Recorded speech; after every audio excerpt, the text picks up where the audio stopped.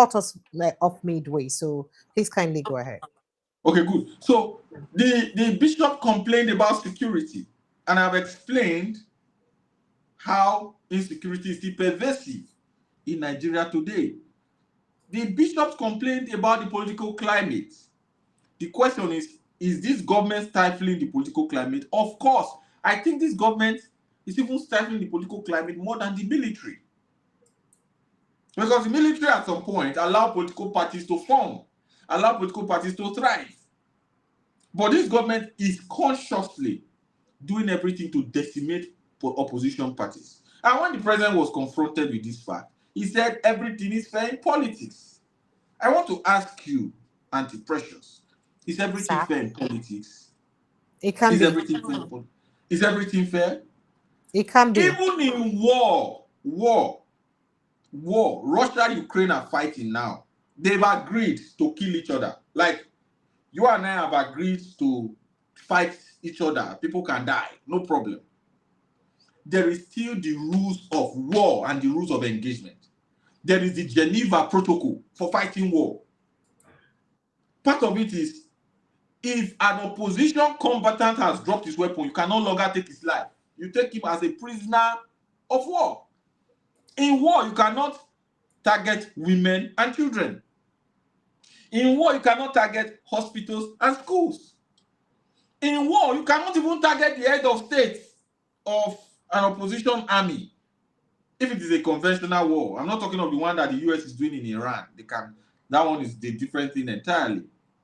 They do not see that as a leader of the country, because at the end of the war, you will need somebody to negotiate with. And that's part of the coup-d'etat that the US has run into in Iran. Who do you negotiate with when you have taken out the leadership? So in war, where people have agreed to kill themselves, there are rules. There are rules. Even terrorists, if a terrorist has laid down his weapon, you can't take his life. You have to go and put him through the judicial process. But your president said that all is fair in politics. So on election day, I am voting. Someone brings out a gun, shoots me dead. It is fair because it is politics. That cannot be right. That cannot be right. So the bishops went there to articulate the objective living conditions of Nigerians. The president pushed back, and again, you must know why the bishops spoke. People don't know why the bishops spoke. The bishops left. They didn't say more than that. They'd gone, they went their way. But the presidency started releasing clips, painting a picture like the bishops went to visit the president. The president explained to the bishops what he was doing for Nigerians, and the bishops agreed. Oh, so those clips about what the president said. It is the presidency that started releasing clips of that meeting. The bishop that had to come out to say that was not what happened. This is precisely what happened, and this is what has led to this is what led us to the conversation with the president. This is what we told the president, and this was what he told us in return. So in a nutshell, you see that we have a bad situation in our hand leading the country. For Nigerians, both at home and abroad, do everything within your power to support the exit of this administration. We will do it legally. You know, when you start talking, they say, oh, you want to bring the government down. Nobody wants to bring anybody down. Legally, this government, we must see the back of the government in the interest of Nigerians. That's nothing to do with, look, people say, you say this because you support Peter Obi. Correct. But beyond that, Peter Obi is an accomplished businessman. In fact, I have been privileged to be in meetings where people were asking, why are you even risking it all, losing so much, trying to rescue these people? Why? You can live the best life anywhere in the world. God has blessed you abundantly. But the man has to be committed and is focused on doing that. That's why it is his courage that gives some of us courage. We draw strength from his strength. And that's what Nigerians must know, that if this country goes down today, all of us are victims. Whether you live here, whether you live outside here, whether you whether you are not part of it, just like we are victims today. Just like we are victims today. Several things are shrouded in secrecy. Until a plane ran into the bush in Benin, we didn't know that the runway in Benin was due for overhaul. You know, so rain was falling. The plane landed. Your audio is bad again. So I don't know if you can just go out and rejoin it again. Oh dear. Bad. Oh goodness, going on. What a sincere apologies for the network glitch today. It's clearly you can see that I have no power over it. I've been trying my best to troubleshoot from my end. I have two different fiber optic, different mobile networks, but unfortunately it won't work. And it's as sad as that can be sometimes when things happen like this. So welcome back. So if you can hear me very quickly, I wanted to touch on what Chibike Amechi said. Amechi had said that this presidency or the government wouldn't dare speak to Islamic clerics in that manner. If an Islamic cleric had made this kind of had this kind of conversation with the president, speaking about the reality of what Nigerians are going through, that they wouldn't dare drag Islamic clerics in the mostly the Christian clerics. Do you think that's correct, or Amechi is just being a bit political? You're muted. Kindly unmute, please. Thank you. I hope my one is clear. You mute your own. You manage access. Still muffled. Still muffled. Is it clearer now? It's fine. Go ahead. Good. It's fine now. I am switching again. We'll keep explaining to our people. I'm switching between Wi-Fi and mobile network just to make sure anyone that is working. Yes. Thank you. I think Rotimi Amechi is not being completely honest, saying what he has said. It's mostly intended to whip up sentiment, them versus us versus them. And it's typical of politicians. People don't seem to understand the Tinubu administration. Anyone who has summoned the courage to tell the Tinubu administration the truth will be subject of attacks. Anyone. Let's just face it. Malam Nasir El-Rufai became very vocal, speaking against the Tinubu administration. As we speak today, I spent over 100 days or thereabout. I'm not sure. I'll have to be sure, but I think I saw it somewhere. In detention. He's a Muslim. The several other persons, Malemi, of course, Malemi is hopelessly corrupt, so I'm not advocating for him. There are several individuals who, look, those who are not talking are those who are feeding from the system. There are also Christian leaders who are not talking. As we speak, there are Christian leaders. I don't want to name names, but we all know the Christian leaders who have fingers, hand and legs inside this government who are not talking. And because they are not talking, they are not subject of attacks. But the bishops that have been consistently, that have been the conscience of the nation consistently, have no choice but to talk at this time because they are seeing it. They go to churches, they attend mass, they listen to confessions. People don't even know how important the bishops in the Catholic churches are and how important the clergy as a whole. They listen to confessions. If you go and steal, you don't have anybody to tell, you go and do confession to your priest. They now know what they hear in confessions. And they have come to say, this is what is, because if you do bad thing and you tell your priest that I have done this bad thing, your priest will ask you, why did you do it? And these people hear the thing, what these people are advancing as part of the challenges that the country is facing. They hear it firsthand. Things that you will never hear, you will never see on TV. No politician will ever hear it. So, saying what he said, I think, was to pull attention to himself, which is good. Everybody must add their voice to what we are doing now. But to weaponize it and make it them versus us, it is not part of our communications here. It's not them versus us. The Muslims are suffering. The Christians are suffering. Even pagans are suffering. And from Edo State, we have traditional worshippers there and everywhere else. They too are suffering. Why do you think there is this preponderance of people pouring into traditional African religion to go and seek wealth? Why? The conventional means of making it is no longer working. So people are now going to seek wealth, going to Wanyi, Miri, go to this thing, go to this one, go to water, go and do sacrifice to make money. Because the economy no longer answers. So people are turning to spirituality. So it's all part of it. We are all victims. No one is All right. removed. Thank you. Thank you so much, Idris. I'm so sorry. I apologize. I don't know what you do. We need to consult that on a village people traditional worshiping, because every time you join me, be like say they blow whistle for them, say make the network they go bad. Most times you have free conversation on this platform. But when I have important conversation with people like you like this, the network just goes bad for no reason. But I apologize. I like to apologize and thank you for your patience. Well, Apologize whilst to our driving, viewers.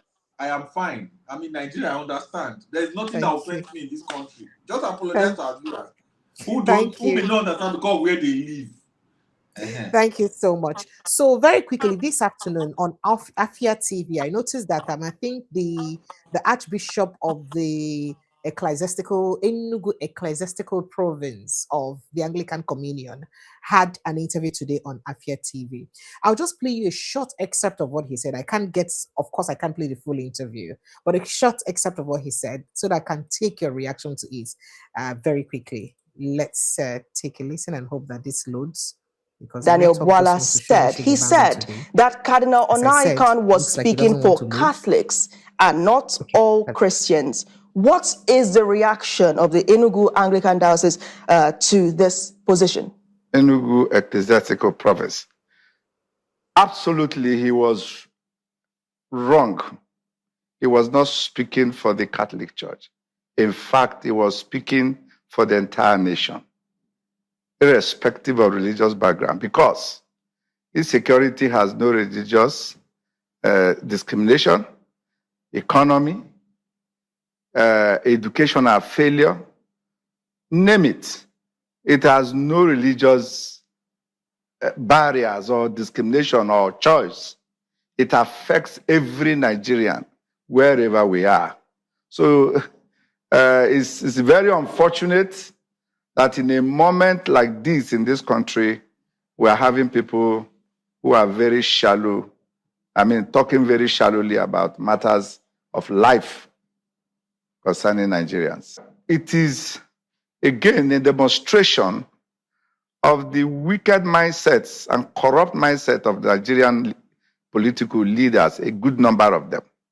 Because a very genuine, productive advice was given to our president, and somebody became so myopic to make it not even religious, denominational, which was quite embarrassing, because they didn't go, yes, they went as the leadership of a particular denomination, but they were speaking the mind of all Nigerians. So it's very disappointing and very painful, to say the least. It was purely political. It's not denominational. No reasonable Nigerian Christian will see it from the point of view that he saw it. No reasonable Nigerian Christian. In fact, no reasonable Nigerian who is alive, who is not corrupt and terribly wicked, will speak in that manner. I can say that with great emphasis. So it was purely political, and as usual, for his stomach infrastructure. He wants to keep his job, and he thinks he's pleasing the president. These are sycophants who are destroying the leadership of our country, and it is very painful. What worries me most, really, like he was saying, is the fact that the problem of Nigeria is quite complex, very complex.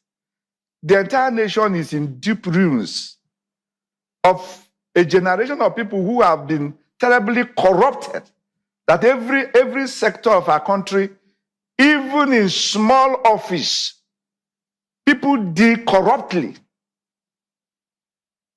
So you can't get people who love righteousness and who love productive ventures. We keep saying that, look, this country, no foreign aid can develop our country. No foreign nation can develop us. No nation will come and develop another. The development and the growth of our nation is in our hands. Your Grace, through your lens, what is the true picture of the current Nigerian situation?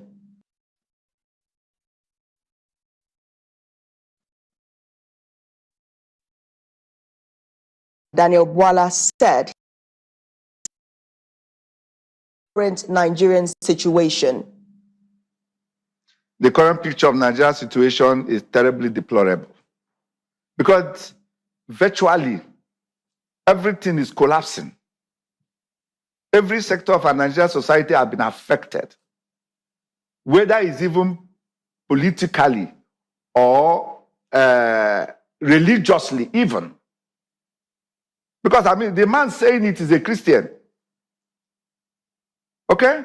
The man saying he's a Christian. And I can tell you what has been the reaction of the Christian Association of Nigeria or any other group? Only very few people are speaking on their own. I have been saddened that even the church in Nigeria have not risen up to the challenge that we're having in our hands. I know that people are afraid if they get up, it will look like it's religious.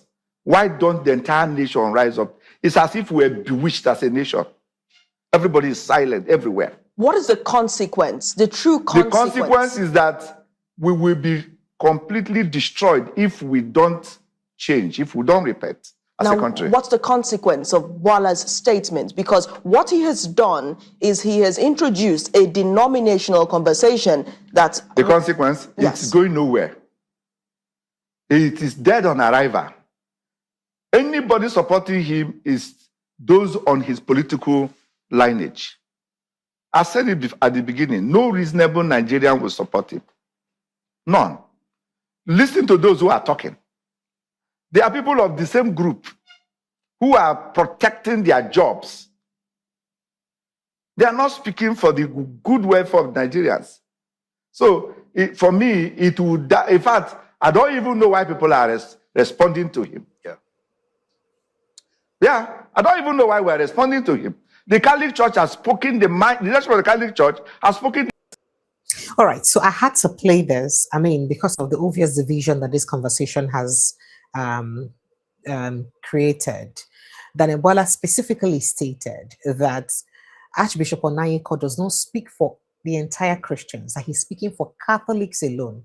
And we know, say, before now, Catholics and Anglicans not supposed to sing hand in hand because one are Protestants, one are, the main Orthodox. But for an Anglican bishop, or what they call a Protestant archbishop, by the way, His Grace Archbishop Sophenis Eze, that's his name, to come out and defend what the Catholic priest has said, and not just defending it, and saying that the Catholics, the Catholic bishops they didn't just speak for Christians, they're speaking for irrespective of religion. What did you think Daniel Bwala was driving at with that statement he made? Daniel Bwala's attempt was to drive a wedge between Christians. Those of the Catholic faith, the Anglican, the Pentecostal Christians, forgetting fundamentally that the body of Christ is one. It is one and the same. We all believe in one God, the Father Almighty, creator of heaven and earth. We believe in God the Father, God the Son, and God the Holy Spirit. So it was a failed attempt to try to drive. Having seen that the bishops were unyielding in playing to the gallery with regards to the failures, the obvious failures of government, he attempted to now isolate. When you isolate, so you isolate. These are the people fighting the government, not all of the Christians. But it backfired spectacularly. I know a lot of, even the one, too many people think, have a lot of people have comments to make about his personality. Reverend Oyedele, my rights,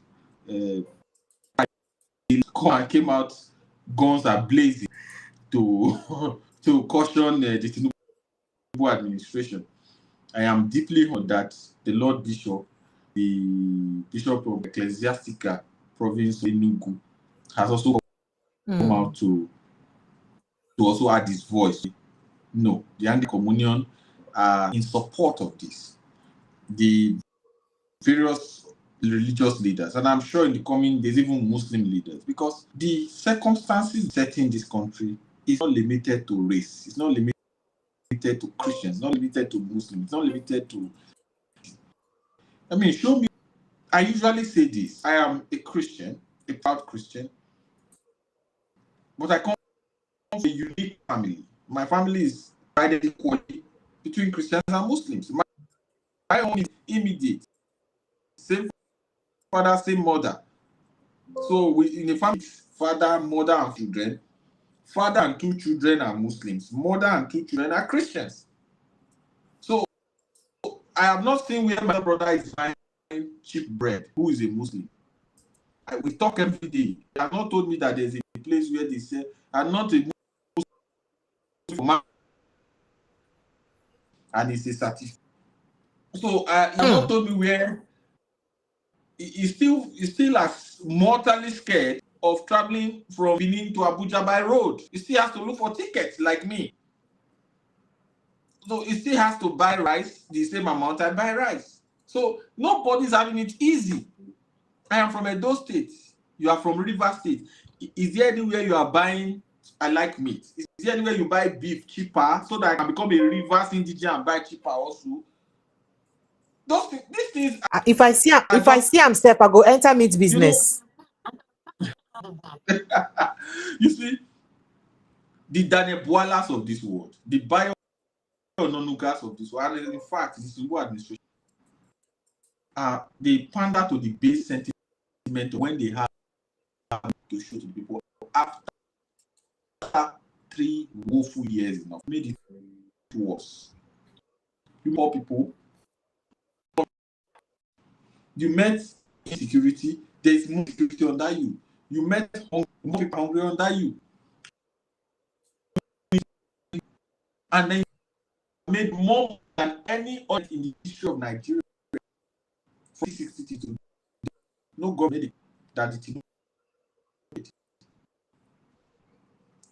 administration simultaneously remove subsidy on forex, raking more money than other administration in the history. What oil prices, and they are raking in money in the billions, trillions, of course, billions of dollars, trillions of naira. But between you and I, there's nothing to show. So when people summon the courage, look the president in the eye, they are not used to being told the truth, because they have two ways of dealing with people. Either they buy you or they bribe you. Either they bribe you or they buy you or they intimidate you. So it's actually 3. The bishops are unbuyable, unbribable, and unintimidatable. These men have no wives, have no children. They have no desire for primitive accumulation of wealth. The church will take care of a priest from the day he is ordained to the day he dies. Even if he dies, the family don't need to look for money for burial. The church will conduct the funeral. We lost our bishop, our Lord Bishop, Archbishop Akubezi in the Archdiocese of Benin a few months ago. His funeral is next week. We are going to do a funeral for him. I am going. We are going to conduct a funeral for him by the church. We didn't say his village go to bring 100 cows. So those people don't need, those bishops you see there, those archbishops, don't need anything from you. They don't need anything from government. That's why they are still able to sustain, looking government straight in the eyes and telling them the truth. And it's not the beginning. They told Abacha the truth regarding the continuous detention of Abiola. He didn't listen. We saw how it ended. The Tinubu administration should listen to the biblical principle. Let he who stand take heed lest he fall. All right. So one of the ask this question, I'm waiting people to talk about and this was not very obvious during Jonathan and Obasanjo's administration, where you have very obvious division in almost everything that happens in Nigeria. You see protesters, you go say anti-protesters. That's counter-protesters. Counter-protesters. People who are protesting against those who are protesting against hunger. You understand? Yes. You see, we don't you go ask me, I'm a veteran. We protested for electoral reforms. Nigerians and not other Nigerians were mobilized to protest against those of us who were protesting for electoral reform. Like there were Nigerians mobilized to protest that they don't want free and fair election. Fantastic. So exactly. So that's my point. Against police brutality. It's important we mention this. Police brutality. who protested against police brutality. People were employed or engineered to protest against protesting against police brutality. Like they were protesting that they want police brutality. Maybe that's what it effectively becomes. If somebody says we don't want rigged election, we want free and fair election, and then you are protesting against that person, then that means you want rigged election. That's where we are. It's a divide and rule mentality, and it is. I was going to ask you that question. People have also asserted that there hasn't been any administration that Nigerians are as divided along ethnic and religious lines like they are under this administration. And for an administration where people they accuse this kind of thing, and Daniel Bwala, who is an extension of the president, because somebody who speaks for the president, by extension, he has spoken the mind of the president. So for Daniel Bwala to deliberately, and that post is still on his Twitter page, he hasn't deleted it. That means he knows what he's doing. So for Daniel Bwala to deliberately put out a message like this, and that the Catholic Anglican bishop now that just spoke sees it as a deliberate act of division, but say you don't feel already. What do you mean for him to see stand for within in talk? We never delete him. Maybe shamefully or out of let me not incite separation. No, that is, it shows you that he has the backing of his principal. He has the backing of the man who has sent him to put out. Does that speak well for a Muslim? Does that speak well for an administration that is flagging a Muslim ticket, even at a time when there has been cries among the international community, the European Union, the United States, that Nigeria is the most dangerous place to be a Christian? Does that speak well of a country wherein they accuse, say, Christians or people of a particular faith, no, they safe under you? If not true, you talk. In all fairness, Madam Precious, you lose me, sir, or people lose me once it comes to religion. It's not a place, it's not a tough lane. Because I know beyond, I have been a Muslim, I've been a Christian. I have read the Quran, I have read the Bible. So it is hard for me to even believe, people believe, by holding on to their religious perspective, they are doing the other person. You actually have. So this administration, if they like, let them have Ogun tickets. Even if they had an Ogun worshiper and a Ayelala worshiper ticket, and they were investing in education, investing in health, investing in infrastructure, pulling people out of poverty. No, everybody go they serve their Ogun where they serve. Because we're missing a solution there. But for them to be who they are, and then they are not trying to act the body of Christ, it shows they are fundamentally, and it is not a function of their religion. They are just badly brought up individuals. Because I know Muslims that are respectful. I know Muslims that are loving. I know some. I have some as friends, I have some as family members. But this brought up people, I mean, look at their trajectory. Is it part of their religious trajectory, or is this part of any religious instruction to forge a result? Is forgery not? But under these guys, they legislated that you can forge a result to contest election. Forgery in the electoral sense is not a crime to them. I cannot forge a result now to come and work in your company, but I can forge a result to contest for the president of Nigeria. A president that has no primary, no second school, has forfeited money for drugs. You say waiting. No, now president get BSc now upload them for INEC portal now. BSc upload them. Nigerians phone lines are open. No, make una follow the link. Come in that studio. Madam Pressure, you are person who not get a primary school go fit do BSc. You are a BSc holder. Before you get BSc, maybe you go do primary school living certificate. You go do WAEC or NECO. You do your president don't know in primary school, no in secondary school. No, that's not right. Maybe he doesn't want to tell people. That's why. Because people are asking what is Let me shock you. The result when your president in 1999 to run for Lagos State governor has on the University of Chicago. when that school can't stay, they don't really be know this person be. Now they can't change out to Chicago State University. Not shock you. Your president, as part of his CV in 1999, said he worked for Deloitte. Not so they pronounce it Deloitte, it's a bit Deloitte. Pronounce that for me. You know, say you na media person. At Deloitte. And Deloitte. Say he work for Deloitte. Go and check his new CV now. Deloitte for the again.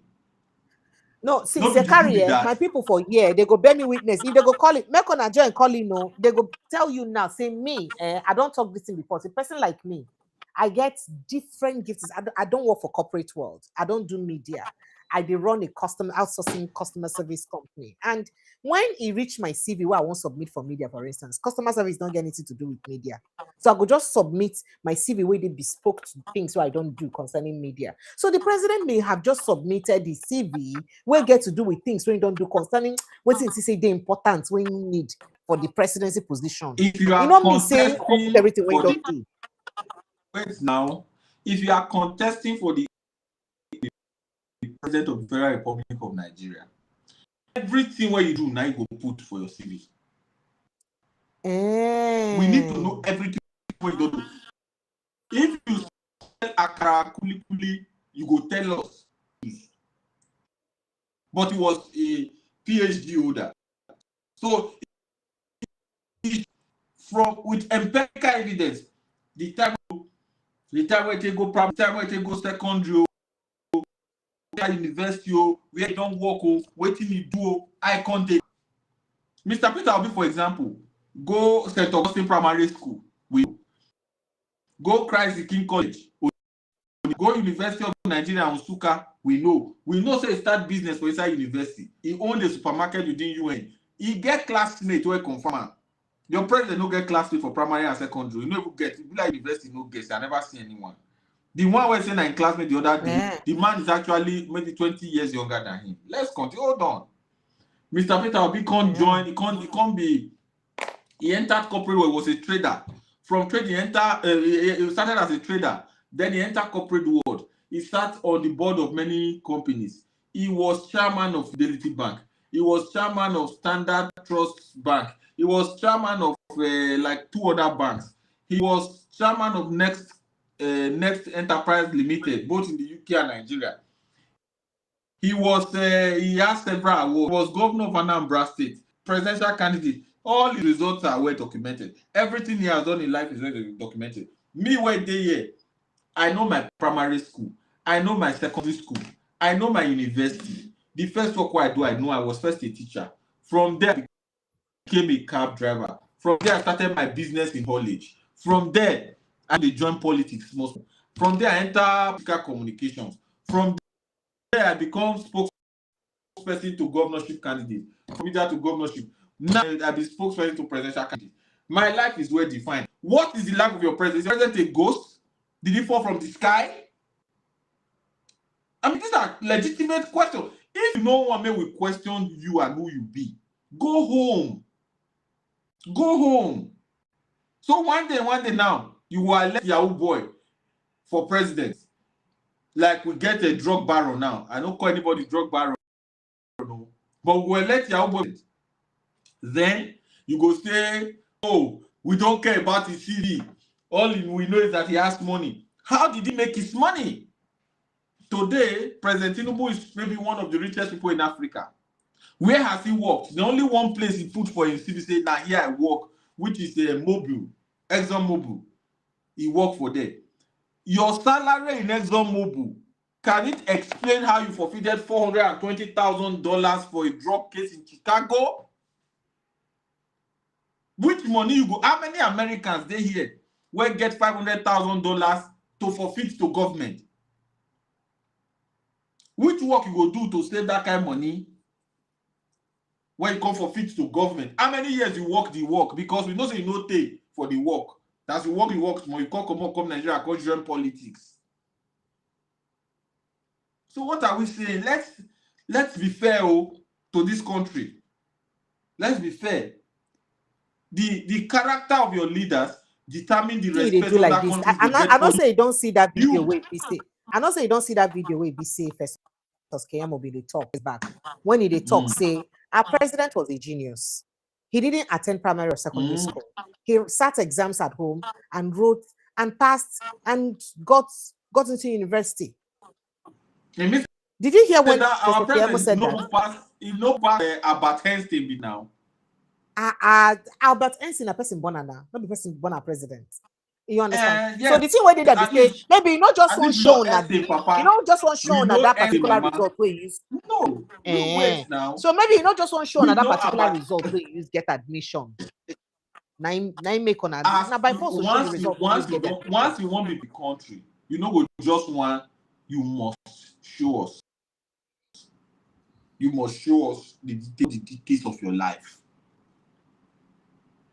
Your marriage certificate once year. So a president. Wait till I go. Even where our president come from. Since 1999 they don't talk about them. Since 1999 till now. Another thing, where is our president's village? I'm asking you. Now you be journalist. Where's our president's village? Sir? Lagos now. Lagos village now. Lagos. Bodillion is not anybody's village. Where is his village? No, now he be originally from Lagos State now. Okay. Is so there are other conversations. But Osun State governor recently said Tinubu is their son. You know, Yeram? And maybe you know say person. It is said that the former governor of Osun State.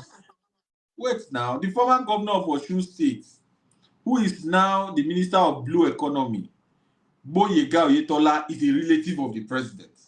Maybe not from a mama side. Is from maybe not from a mama side.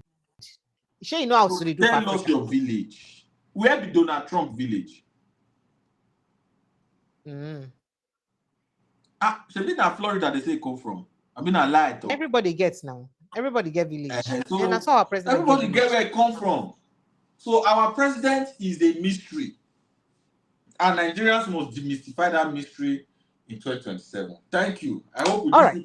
Thank you. People don't already join the live, but I had a couple of questions to ask you very quickly. What's in your preparation for the 2027 election, especially as campaigns start later this month? Reason I ask this question is because of this particular video by Arewa Youth. Say make Peter be. In fact, first of all, make any other person Northern Nigeria. Make any other person forget. We can say make any other person forget about vote for River State. Say they no go get them. Now only Tinubu will get all the votes for River State. And now Northern youths, this one is saying be the president of Arewa Youth. Don't lay down this one in two. So what's in be the work? Peter Obi should count Northern Nigeria out of his campaign zone for this Peter Obi campaign. I know they respond to gossip. This no, not because this na reality now. What people talk now? Wait. Okay. We know the president of Arewa Consultative Forum. We know the president of Arewa Youth Forum. I don't know this person. Anybody who come saying na Precious say na ain't get Precious, see the update by Precious. That does not make the person update by Precious. So we cannot be responding to gossip by this kind of people. And somebody of Belefu, maybe you don't collect you, or you don't want to stand on top of the mandate, they don't credit them. And you need to do what they credit them for. They go use one big name where they key dog. They give instead big, then me will call respond to them. No. All right. Peter Obi as today a popular presidential candidate in Nigeria. He will get vote from the south, southeast, southwest, north central.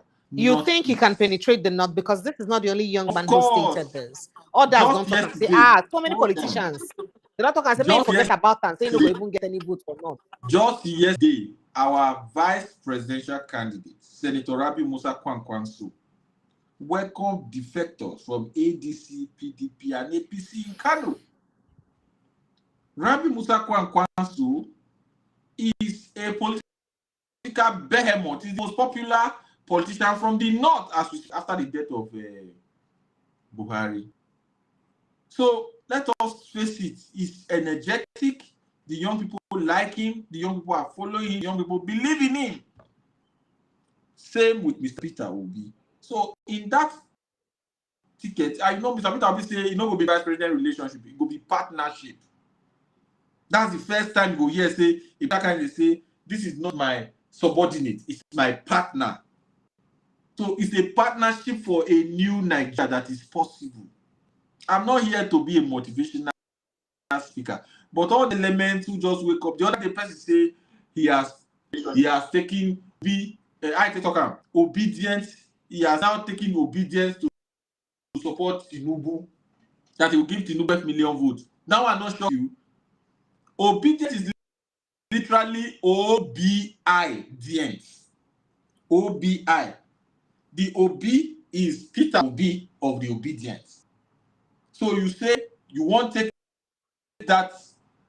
I mean, it means that you will carry Peter Obi go be that.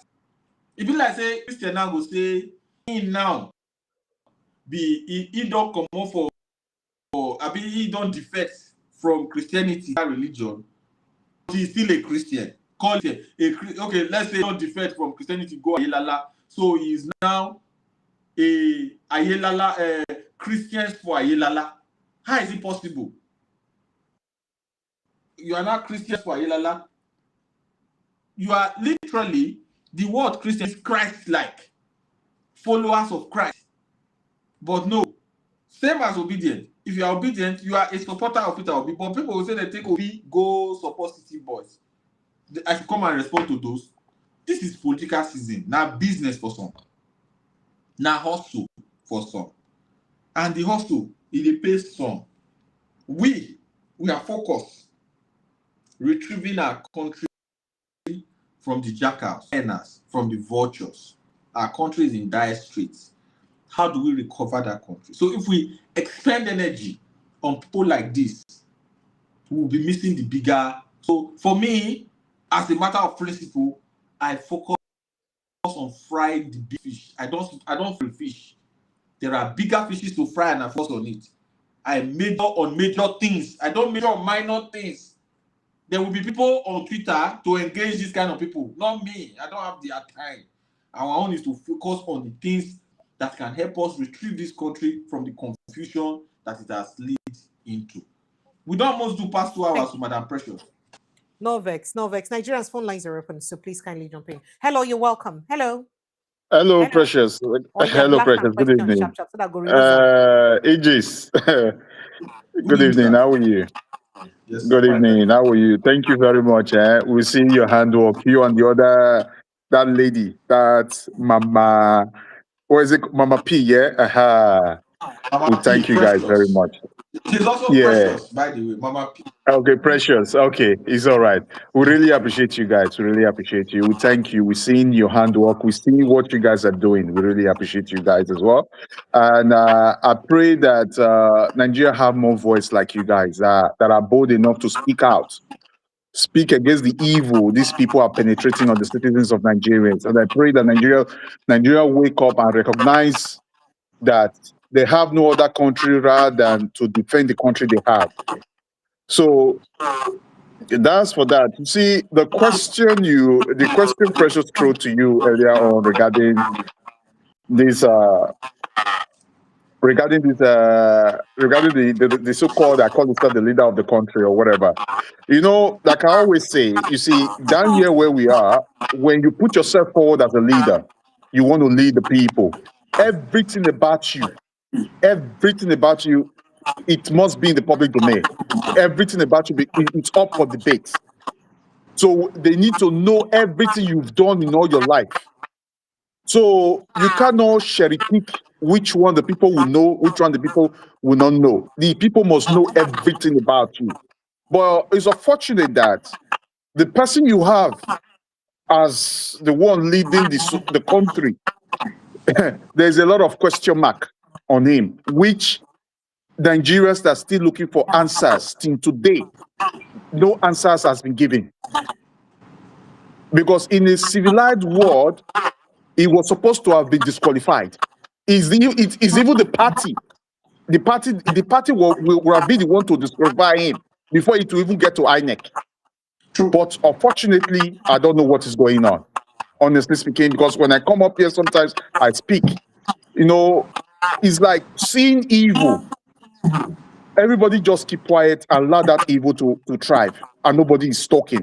So I don't know what is going on. So I've been asking that question. If they can tell me, if they can explain to me what is really going on, why are Nigerians so quiet, allowing this evil to fester and fester and fester and all that. And the longer it fester, the longer it destroy, the longer it corrupts. It corrupts more. I believe we all know this. So that. Or let me come in this other way. When you put one basket, when you put one rotten apple into a basket of apple, what will happen? It will corrupt the others. So that is the reason why I keep saying Nigeria must wake up and take their country back.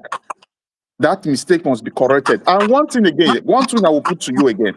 Don't you think, because I watch interview, this Donald Duke interview this afternoon, yeah? I know I've been making that value, I've been trying to say this, put this thing out as well, that the opposition leaders here needs to come together. Please, can you help me mute yourself while he's talking so that we don't have this holdback, so that the audio doesn't get distorted? There's been this holdback. Thank you. So go ahead, hello, very quickly, so that like I make an example, I make an example with this Hungary election, the past Hungary election. You see, there was one particular leader the people wanted, and the people were so happy with that leader. They wanted that leader. So what did the opposition do? And the current prime minister, they want him out. So what did the opposition do? The opposition, because they've seen that the people want that particular person, the opposition, all of them rally around that opposition which the people want. And they were able to defeat the incumbent, and they took over power. So that brings me back to Nigeria now. We all know that Nigeria wants Peter Obi. So, and I've seen Donald Duke today on the interview which he had, it said the same thing, that he himself is willing, that they should all bring down their pride. He is willing to work with the opposition if we will continue to talk, because we must root out this evil. So what do you think? Don't you think that might be a good idea as well? That we know, like they keep saying that Atiku is a spoiler. I know they've been saying that as well. But don't you think that as well? So to make it more stronger, rather than every one of them scattering themselves on the different, because we all know that in Nigeria, Nigeria needs help. The way everything is now, Nigeria needs help. So what do you think about that? Thank you. Great question. I'll just answer. It's a very simple answer to that. Simple answer to that question. It's a great question. Thank you for your consideration. Thank you for your commendation. Thank you. Greatly appreciate it. It means a lot to me.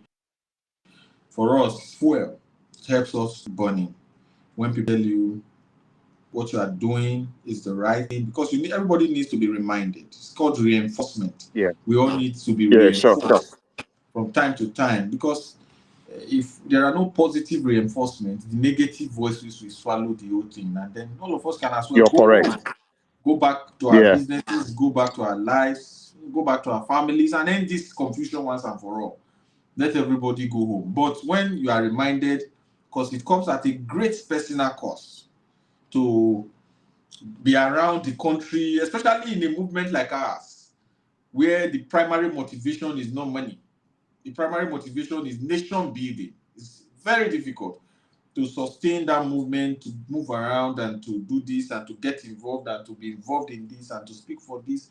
It's not the easiest of things to do, but the joy we get is when people like you say it, that you are on the right track, but you can make adjustment here, you can make adjustment here, you can make adjustment here. It's great feedback. To answer your question, today we have Mr. Peter Obi on the ballot. He promised to be on the ballot.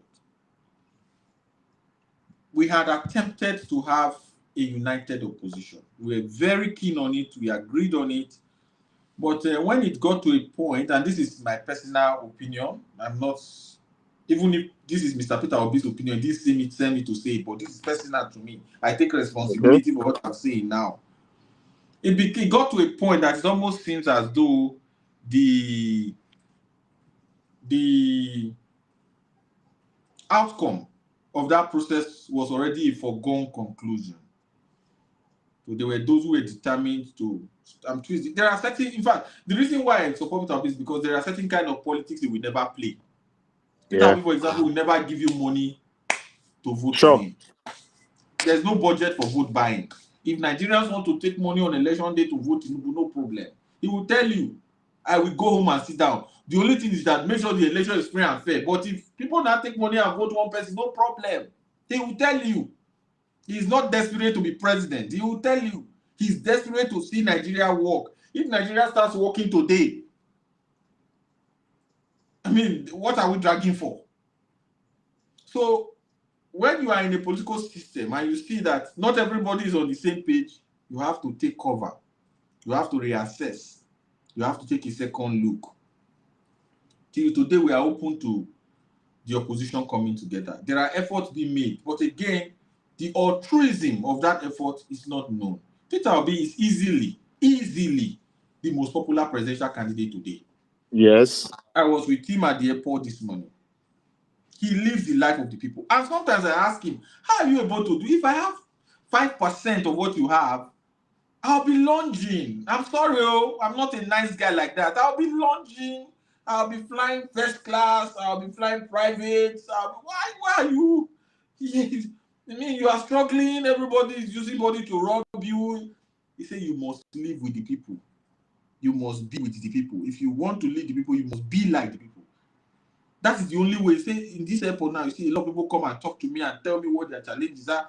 That's how you get feedback raw. It's not the one they feed the bunker, the bunker president, a bunker powered by solar panels because he's disconnected from the national. You're correct. The man is in the bunker. That's why they can tell him that the bishops are your enemies. Have you heard something like that before? That the bishops I don't like you. What? Is the bishop dragging anything with you? No. The bishops don't need oil well. They don't need anything from you. So he likes that kind of feedback. So to answer your question, we are open to that kind of conversation.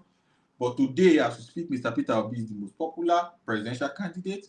He has got the most popular vice presidential candidate. Organic love. None of us is on a salary. It's not like somebody's being paid to do what they do. Organically loved. Rabbi Musa Kwankwaso, organically loved. The Kwankwansiya movement. Organic. Kwankwaso has sponsored thousands of people abroad for schooling. Thousands. We are not talking of Nigeria, the ones he has sent abroad. He's building a whole generation of leaders in Kano and within the Northwest. Same as Peter Obi, he's donating to schools, to health facilities, government to align. People usually say it's going to private schools and Catholic schools and Christian schools, and even mostly it goes to Muslim schools too, a lot of them.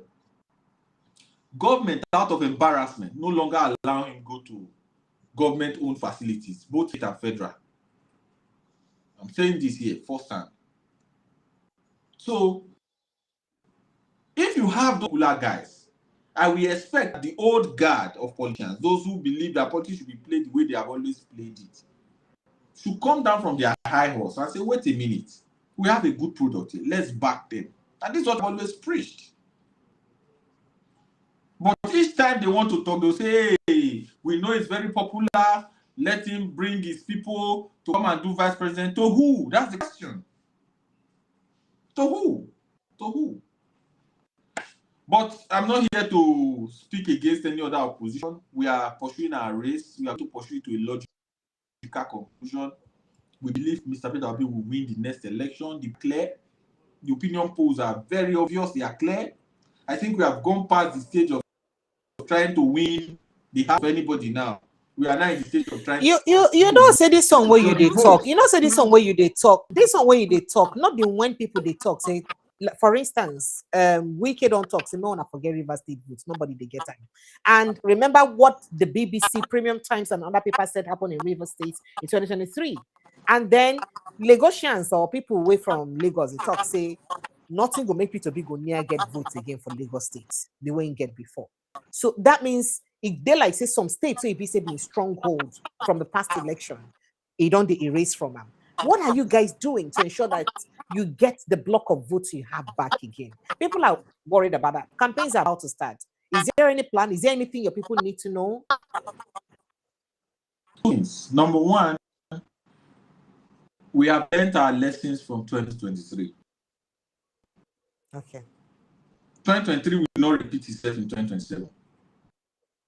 In 2023, you will count the votes. If you don't count the vote, the people will count you. That is the truth. You can call it inciting as your business. Can I come in? Can I come in here? Votes. Precious, am I able to add the other question, or do I need to wait? You have help me hold on. Let's Ken. Okay, that's why I asked. Do I need to wait? Okay, then. So that we can release him.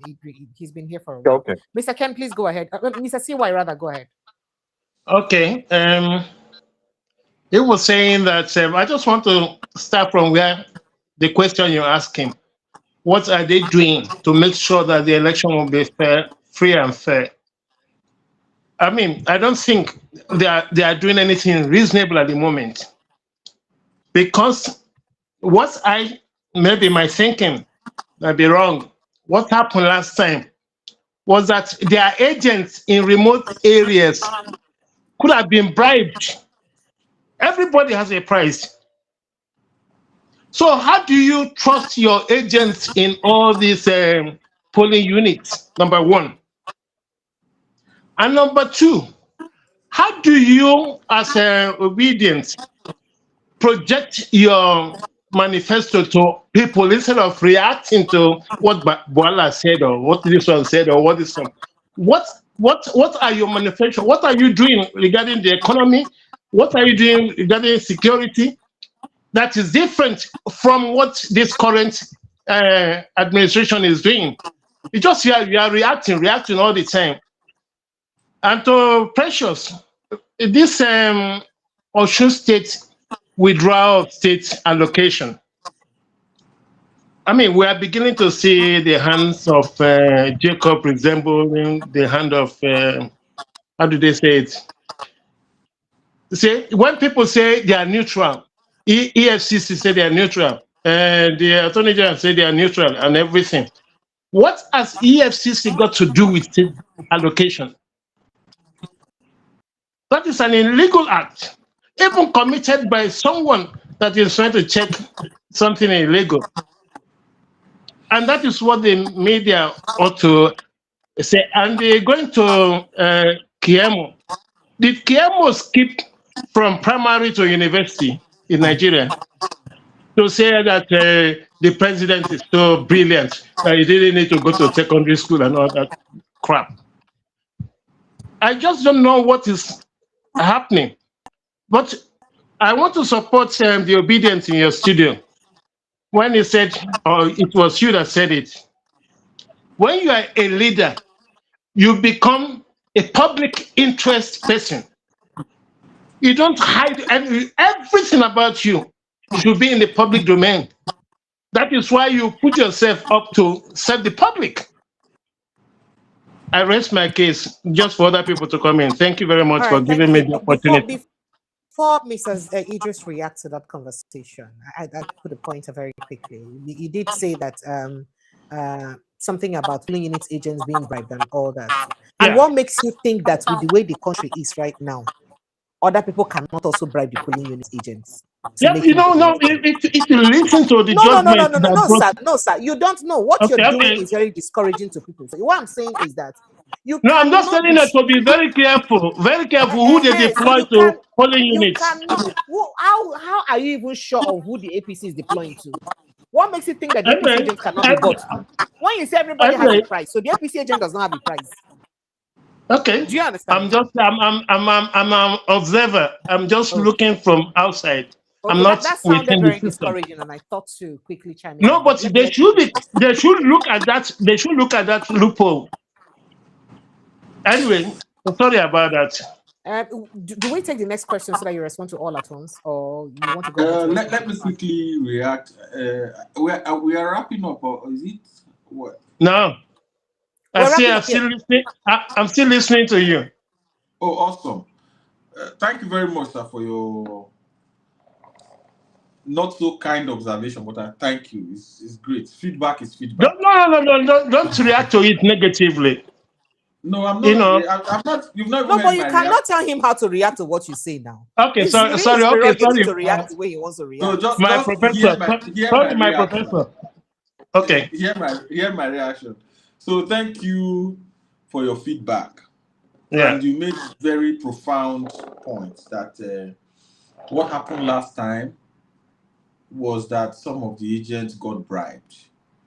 That's No, correct. I said they could have been bribed. I didn't say they got bribed.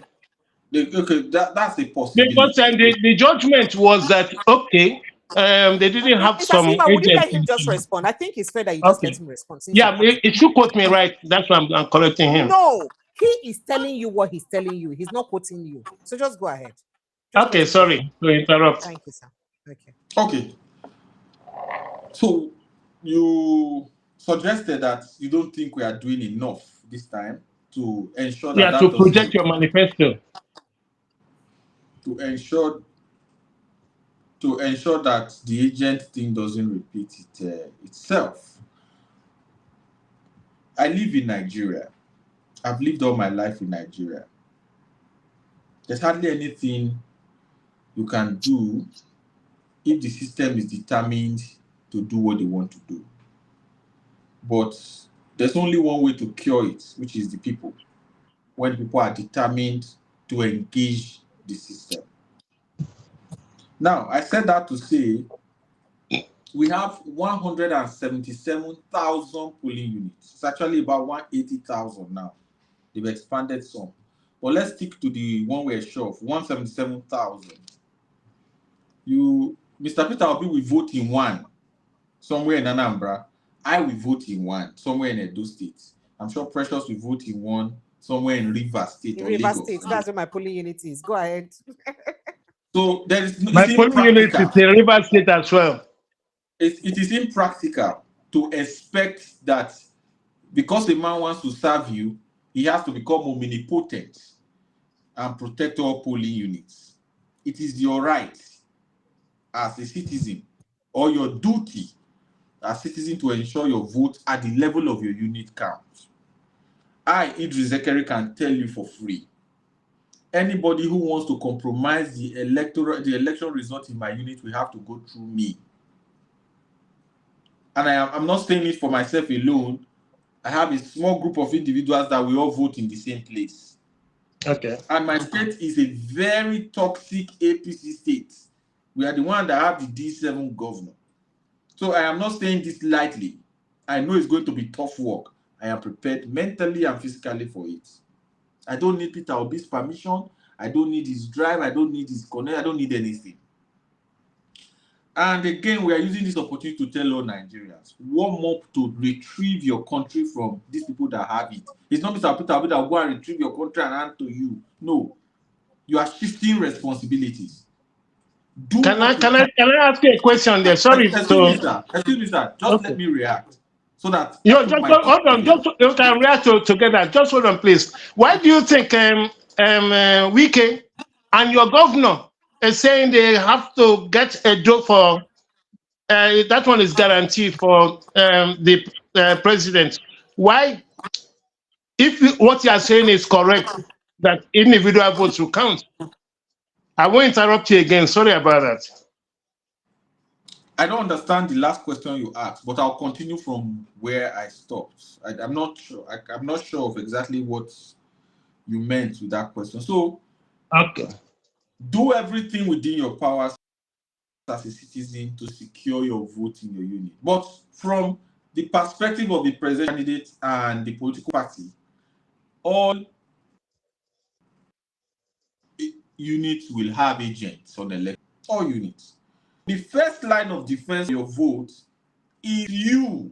The first line of defense for your vote as a citizen is you, the owner of that vote. The next line is the party agent.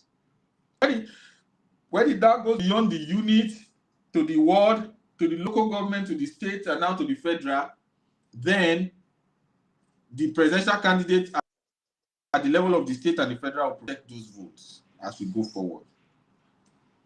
I advocated, and I think we have adopted the Kwankwansiya model of protecting votes, which means votes, stay with your vote, ensure it's counted, ensure it's documented, then escort your votes to the collation center, ensure it is counted, ensure it is documented and announced, then escort it to state, and from there escort it to Abuja.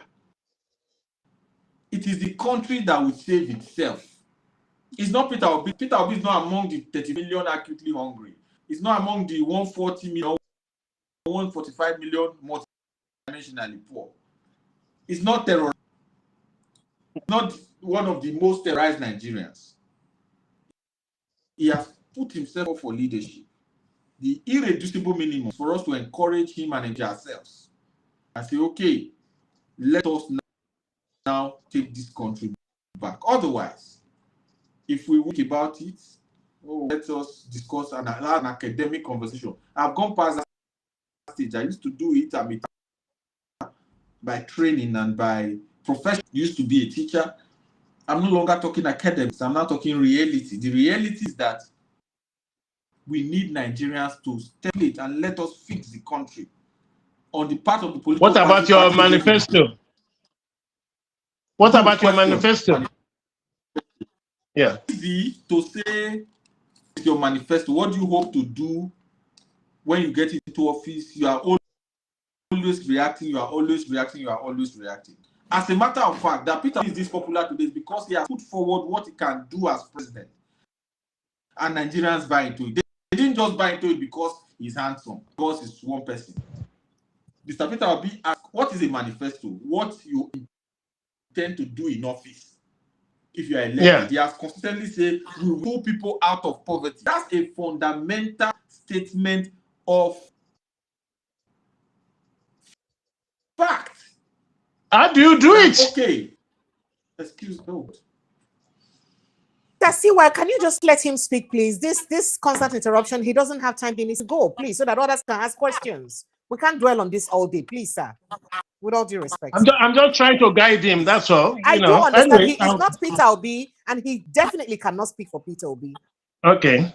Sorry about that. Thank you. Thank you, sir. Madam Precious, in fact, I do speak for Peter Obi. But I mean, in terms of how Peter Obi may achieve what he has to achieve. Yes. If you ask a question with the intention of getting an answer, you just get the answer. But if you act it maybe as a rage bait or trying to, it doesn't work.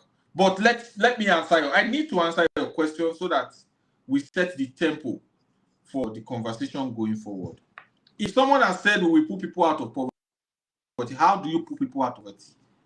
That becomes the next question. There are countries around the world that are putting people out of poverty. What did they do? China put hundreds of millions of people out of poverty. India has done the same to be the poverty capital of the world. It's now the poverty capital of the world. If you just want, invest in small, medium-scale enterprises. Put money in businesses, local businesses. Invest in education. The more educated a country is, the lower the level of poverty. Invest in health. That's just three. SMEs, education, health. I'll give you an example. I am educated, for example. It will be difficult for me to say, okay, that's why come bad, and off it chop. Because I have something going on upstairs. Same with others. Most other persons. So invest in education, invest in health, invest in small and medium enterprises. Today, we have government that taxes business without investing in business. You live abroad. You are able to access credit.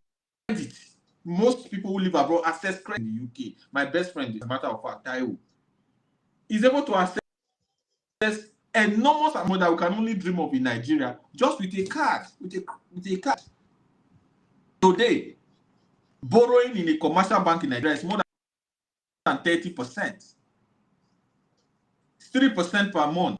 Multiply that by 12 months, 36%. So if you take $1 million, you are expected to pay 1.360 back after a year. Which business will give you that money? But you are able to borrow, access to credit, secure country. You are shocked that there are bandits, there are kidnappers.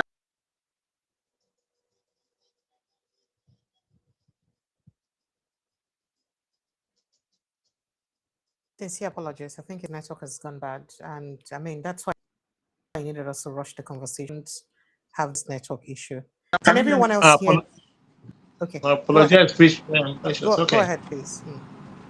Go ahead, Mr. Idris, so that we don't keep you waiting for too long. There are people lined up to ask questions. Oh dear, his network has booted him out again. Sad. All right. Whilst we wait for him to join back, Mr. Ken, good evening and welcome. You may need to drop your question very quickly so that he responds. Yes, go ahead, please. Great. Okay. So some people are shocked that there are kidnappers and bandits all over the place. Madam Precious, as you are sitting there now, even if they're going to pay 1 billion euro, you cannot kidnap a person, even for free. Let's say there's no police. Just pay this person and go and stay in the bush for 1 month. We will pay you 1 billion. You will not do it because you are a human being. Which bush? You cannot even, if you stay in the bush, you will even be needing ransom for yourself, for your own health. But when you have 140 million poor, 35 million human being, the human being reduces to an animal. That's why you have people who will take people go and sit in the bush for 3 months. And your government says they don't know where they are. So I think I've been able to answer your question. He spoke about electricity. He will do at least 10,000 megawatts in the first 4 years. Achievable. Each did it. You can go there and it is doable. You have to form electricity clusters, isolate the problem and solve it. You don't give the whole country electricity. You can fix electricity for Lagos, for Kano, for Abuja, for Port Harcourt, for Benin. You have 5, 6, 7 cities. First of all, you give the country hope that thing is possible. So we have cities where they don't take light in Nigeria. This is completely doable with the present infrastructure. But this government made distribution at 6,000. As we speak now, distribution has dropped to 4,000. Nigerians are not asking them, why is it going down? Why is it not going up? But the man who is contesting is the one that must explain the technicalities of what he wants to do. He is not going to tell you how they will fix not in a power plant. It's not an engineer. But there are people who will do it and it is doable. I think I've been able to answer your question. Although my battery is almost running out, so I will need to plug it. Or let's continue. I think there's one you've not answered. You can plug and do audio, please. I appreciate you. Mr. Ken, please go ahead with your question. Good evening, Precious. Good evening, thank you, Idris. Good evening, everybody. Good evening, yes, first of all, good job. Great job you guys are doing. Yourself, Mama P, Peter, you know, I am #1 fan. And I really salute your effort. I salute, you know, you guys' sagacity in making sure that those of us out here have hope that things will still get better. I just have one question before I make my other contribution, but it's just one question I have. I've been seeing so many people saying that you see that the Agbadorian, they are sharing all kinds of souvenirs, they are going about giving out all kinds of stuff. So I've seen some content creators also making a claim or making that argument that the OK movement need to come up with that to create more awareness in the grassroots, even though I know that there's a lot of awareness in the grassroots. My question is there any plan in that direction that you guys will be giving out handouts, not money now, handout in terms of, you know, all the kinds of gifts that they're sharing out, like the Agbadorians? That's my only question, except that, Idris, I watch all your clips for you to know. I watch, I like, I share, and I appreciate all you do. Thank you very much. Very thoughtful of you. God bless you abundantly. That's a great question, and that's a legitimate question. It seems you were in my heart, or in the heart of our conversation earlier today when people said that online that if you want to win an election in Nigeria, you must share rice. You may have good intentions, but you have to share rice first.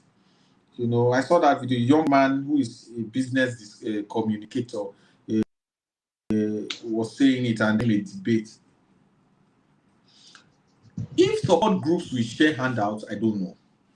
I don't speak for the support groups. The support groups have liberty, and Mr. Peter will be by nature democratic, so he will allow you to do what you want to do as long as it fits into the overarching principle of his campaign. So if the support groups will do that, share stuff, I don't know. Most likely they may. I'm sure they will print shirts. I'm sure they will print cap.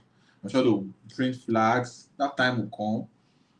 If those of you in the diaspora can decide to say, okay, gather everybody in my area, in my street, let them cook, buy car and cook for them, let them chop now, because or take rice now so that you don't take APC rice. Look at where we are going to. That's fine. We support. I like it. I want you to do it. As a matter of fact, there is massive hunger in the land. So if you give somebody a cup of rice now, a small bag of rice, it's something. All right? But I know and I support and I work for. We don't give anybody 1 naira for vote or for support. He will not. He simply will not. He believes if you pay people to vote into office, when you get into office, you are going to be recovering that money. And in any case, there is no way we can match this government naira for naira, kobo for kobo, trying to procure votes. You cannot. We don't have that result. Even if we had it, we will not use it. It's just not part of the principles of what we do here. What we want is a country that serves everybody, not their way into power. So I think that answers the question of whether people will share. If you decide, as you are, if you decide to, people give. Thank you for doing. Take. Thank you. Does that amount to? It's not. Although it's not every gift we accept. We screen them very well, because this one, this other side, they are vile. They are vile. They would like to. They can put any amount just to get you. So you have to be careful. You have to be circumspect in what you do. So it's the same thing for the citizens. Personally, I give gifts out. I am able to, whatever gets to me, whatever, because there are people in my DM. Of course, I'm a little popular, or quite popular on social media. In my DM, at least I have 2 persons now who have reached out to me for cancer, who have cancer, various stages of cancer, who need help. So I might have to use my platform. Maybe in the next 2 days, you see the video, to talk about it and try to channel some help to them. Yes, we do that. People say, okay, you see a lot of bank accounts. They are hungry, their children is this, or their mother is this, or this one is happening. Somebody saw a loose shovel. It's happening every day. We do all of those. You try within your personal capacity to do. But as a principle targeted at votes, it's just not part of what we do around here. But if support groups choose to share souvenirs, but it's particularly degrading. Let's even look at it generalistically now. Is it not degrading that a human being is now reduced to rice, kuli, moi, oil, wrapper, 5,000 naira, 10,000 naira? They now, you know the way they do it to further degrade the human person. They will now arrange the rice and beans and spaghetti and put it, and they line it up. They line it up, several lines, and invite people's mother to come and pick. And then they crest it. The money they use to customize it is enough to buy more rice. Because the other rice, they customize the City Boys movement. APC Lagos, APC Edo. I mean, this is one area I feel really sad when I talk about it, because the dignity of the human person in Nigeria is reduced to almost nothing. And I hope and pray that someday the country gets it right, someday the country becomes prosperous, so that the work of your hands will be able to take care of you. You don't need a politician to share rights. You vote for a politician because you believe that politician can do good, not because that politician has given you food. Thank you. Lastly, Madam Precious, this is on the lighter mode. Idris, I want to congratulate you and your governor. He said he's an IT governor and he's going to build the Cisco Center. Well, that battle will come 2 years after the presidential election. So for now, we have left him. That will be a different battle.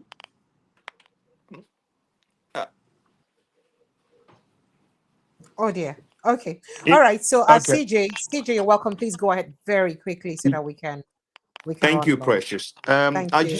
I've got a couple of questions for Idris, and it's please great help us that make it because we need to release Idris.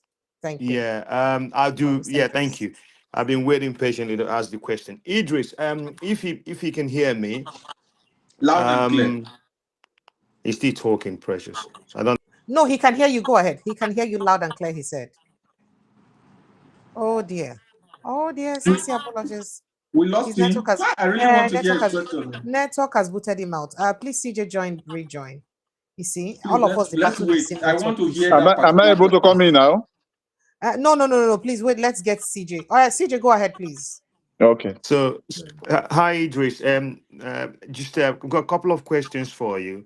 One of them is, first of all, what plans do you and your team have in place to counter what Mr. Wike is planning and what he said? Because it was a comment he made today or yesterday, which I found, for me, in the part of the world where I am, if he made such comment, you will be arrested. You will be arrested. You'll be in police custody, being questioned, because he's audacious and he's got this confidence in him that Rivers State, it doesn't matter what happens, is sealed and done for Mr. Tinubu. I'm sure you must have heard that statement, and I'm sure you must have heard that your team must have heard it as well. What plans do you have in place to counter such thing? Because for me, that goes against electoral principles and laws. What plans do you have in place? That's the first one. The second thing is, you made mention of, people helping out people in their local communities and whatever, whichever way they can, to stop them from taking APC rights and whatever. For me, it goes What's going on against terms of voting. People should never be induced to vote for. I believe people should be educated to vote their conscience. What Nigerians are going through already is enough for anybody who has got their brain working to know whom to vote or what to do on the election. They don't need a cup of rice from anybody or a bottle of water. CJ, before you continue with that question, I'm so sorry. I'm so sorry to quickly just jump in on it before you continue. In Nigeria, you are backing with politicians who have acquired stupendous wealth. I mean, we're talking about monies being collected from over 25 governors directly from allocation for the purpose of this election. I didn't say it. And you're in a country where Nigerians have been impoverished. People think that poverty has been deliberately weaponized. Do you understand? I can tell you for sure that there are people who haven't eaten since morning till now. And I can tell you that there are Nigerians who have managed to eat a little. I'm coming. I'm telling you that there are Nigerians who have managed to eat a little thing, who do not, that may not even have hope of where the next meal will come from. And this is the reality of, at least, make you not beside the lie, almost 50 million Nigerians out of the 140 million waiting for multi-dimensional poverty. Let me tell you something. No matter how moralistic you want to be, person no go they die. That's why they call it survival of the fittest. They know that is nature of human. You want to survive. Do you understand? So somebody will not be dying of hunger and you offer them food and they'll remember their senses. It's not possible. So, and then one thing you also need to know is that there is gross illiteracy in Nigeria. Forgive me if I use the word. You're talking about a population that is either half illiterate or illiterate. The number of complete literate Nigerians, reach 50 million out of the entire 240 million. What will be? The ones who it is say they completely literate. The rest of us now half literate or illiterate. So, and these are the people that make the majority of the population of Nigeria. Waiting until say they know enough. Because it's only an informed mind that will know that no matter what, how hungry I am, I'd rather die and vote the right person. How many people did that informed? Do you know? I can almost swear to you that over 100 million Nigerians do not understand the concept of social contracts. So they don't even know that the government that they put into power owe them a duty. They don't know that. People don't know that. The country does not understand that.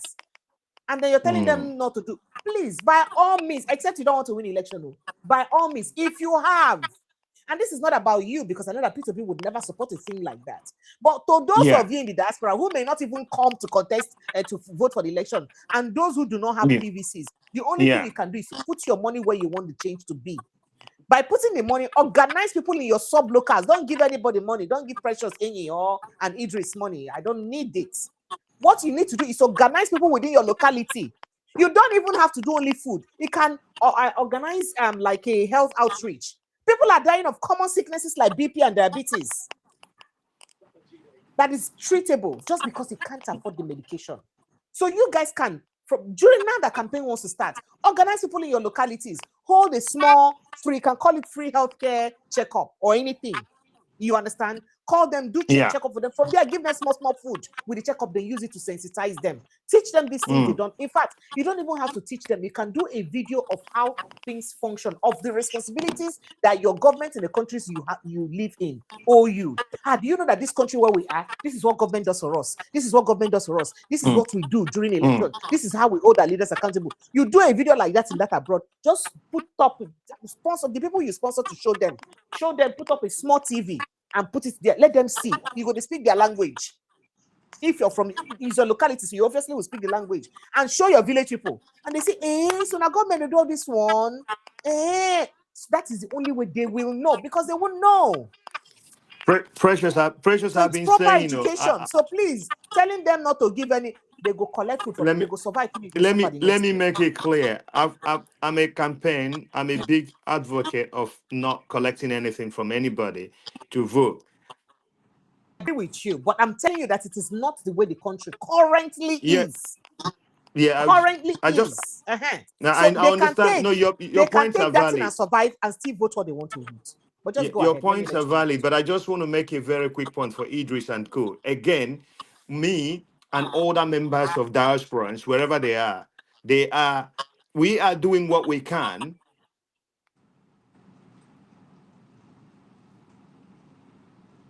Oh dear, I lost you, CJ, and I really would love to hear the end. Go ahead, please. I'm here. Go ahead. Can you hear me? Yes, please go ahead. Yes, please so go ahead. I appreciate the way you broke it down to bits, and it's important. And I know from my angle, whatever I'm doing with my every diaspora you see, like there was a point you mentioned 2 days ago. In every family, go 2 to 3 families, you find somebody who is in diaspora, who is doing one thing or the other, trying to help their family members. Can you hear me? Can you go ahead, please? Yeah. Okay. Yeah. So basically, what I'm saying is, I agree with everything you said, but it goes to the heart of, I can show them. I always say to people within my influence, I use that word influence because I don't control anybody. I always say to people within my own influence that where I live, in the part of the world where I am, nobody comes to knock on my door and give me a bottle of water so that I can vote for them. And that is why I can challenge my councillors, I can challenge my MPs, I can challenge my prime minister, I can challenge anybody, and we can work. I say to people, and there is a meeting, there's a group, there's a family group, there's all manner of groups that we belong to in our localities.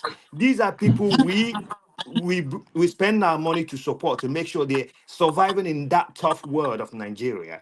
But what I do want to say to Idris, though, because I know he will pass this on to his principal, is important when the campaign starts. It's important when the campaign starts. Whenever you stand on that campaign pulpit and you're telling Nigerians, just remind them, please remind them that comment made by President Tinubu to the bishops when he was asked about starvation and hunger. for me, don't miss that point. Never miss that point. Never fail to remind them 1 million times how the president said that there was hunger before he was born. That shows how much he cares about the people he's looking after. In the part of the world where I am, like I keep saying it, anybody that makes that comment has given the opponent a weapon to use against him. This election is not actually about P2B, it's actually about Nigerian people who are suffering, are struggling against this government. So when you get out there from the 19th or 20th, whenever the campaign starts, you just have to keep maintaining that one constant. Write it as a logo and show it. Play that video out loud even to the local villages where I am. They've stolen your money, but they're telling you that they don't care. The president said to you that you can go to your pastors and your bishops who don't have access to any government money so that they can look after you. These are the people looting your wealth, but they're telling you to go to your bishops and your imams and your pastors. So you can't have I a agree better with weapon. you. I agree with you, CJ. Just to top up to what we had been saying about this, do you know that one thing that would make Nigerians stand up and defend their votes and almost die for it is if they know that, if they are convinced that this person is going to actually make their lives better than the status quo. Yeah, I agree. And that's part of what you do with them that would make them know that. So just go ahead. Continue, please. No. I'm with you. You're absolutely right. I personally believe that Mr. P2B, I know him. He lived in the UK, where I am at the moment. He has property. His life here in the UK is well documented. So we know we all of us in the UK know very much about P2B. We've done our DBS on him. We've done our background check on him. We so much believe that what he can do, he can change the face of that nation. We are not proud of our country, how it is at the moment. We are not very proud. Most of us don't want to come home anymore because we don't feel safe in our own country. So I'm actually glad that Idris is here and he can pass the message on. When next he's going to be in the UK, if you'll be okay, if he can actually make out time to meet with our friends in the UK, because we want to meet. There are so many things we can support. There are so many ways we want to support him, but we physically want to meet with the man. There are so many things we want to discuss.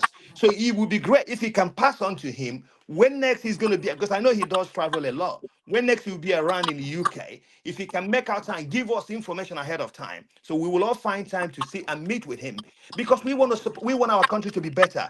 We want to come home. We want to play our part, because we're not allowed to vote. But there are other ways we can play our part in this election to make sure that we get someone who will take care of our nation elected.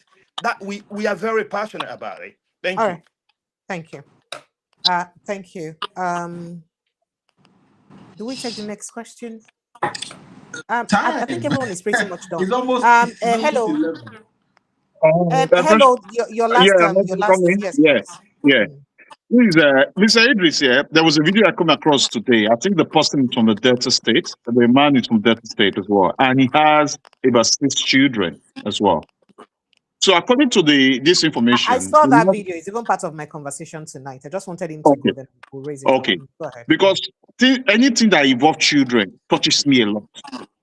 Coming on here saying that he's going to poison himself, at the same time, the children, that he used all his money and resources to campaign for the APC. So someone that has come on here like that and has made that kind of confession to the public, if Nigeria government, if there is a government in Nigeria, the society is really fortunate. I believe security agencies or anything or agencies involved supposed to have been to that man's house. If they are, first of all, take those children away from him and start investigation, what's really going on, what really happened. And he made mention of Omo Agege, and he mentioned some other names as well, that they cost him the property he is now, something like that. So if I may put this question across to you, what would be your advice to that man? Because I know politics, when you say you want to campaign in politics, you want to support someone in politics, it's not, they are not forcing you. I mean, I know any party you belong, if it is 1 naira you have, there is what you can do, say maybe monthly, you're paying 100 naira to them or 200 naira monthly, and that should be it. That should be it. Nothing more, nothing less. If that's what the party membership is. So you will have your voice, you will have your say. So for some of the things that are coming out, because when I listened to that video, I was like, what is going on? So if you can respond to this, please. So what would be your advice to him? Something. Thank you. Madam Precious, I want to appeal that we begin to wrap up because Wrapping up. No. I'll let you go after now. Once you're yes, done, them and I, we know how we I gist. We'll have continue our gist. We'll let you go, please. I'm sorry. I'm 30 minutes I'm so late sorry. for the other conversation. I'm so sorry, please. But Sincere it's okay. apologies. It's okay. It's never too much here. It's great conversation. I'm happy that Nigerians are taking so much interest, especially Nigerians in the diaspora are paying so much attention to their own country. I mean, I can only say thank you. Our country is almost a pariah. So for you to still pay attention to what is going on like this, thank you. So the gentleman who spoke earlier spoke about our plan for Wike. We don't have plans for individuals. We don't have plans for Wike. Wike is one man. Wike is entitled to one vote. And I believe that Rivers people, nearly 8 million of them, if I am right, are not cowards. They are not people who do not have a say that Wike will be the one to pick the vote. We determine the vote of that number of persons who live in the geographical space called Rivers State. God has not given any man that kind of power over other men. God has not given any man that kind of power. So Wike is not an exception. The miracle they did in Rivers State in 2023 will not happen again. I've said it before. It's not everything I can say here. But the miracle they did in 2023 will not happen again. They will count the votes this time. And if they refuse to count the votes, Nigerians will count them. And I'm not saying this lightly. I've said this more than 3 times in this conversation. The votes will be counted, or those who refuse to count the vote will be counted. Yes. If it is Nigerians who take money and vote the wrong candidate, that's a different discussion entirely. We cannot stop people from taking money. We can't do that.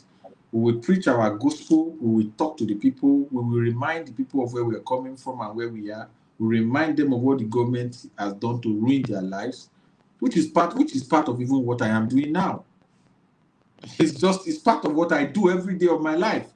Before I got on this life, I was on a TV station, and then tomorrow morning I have another one.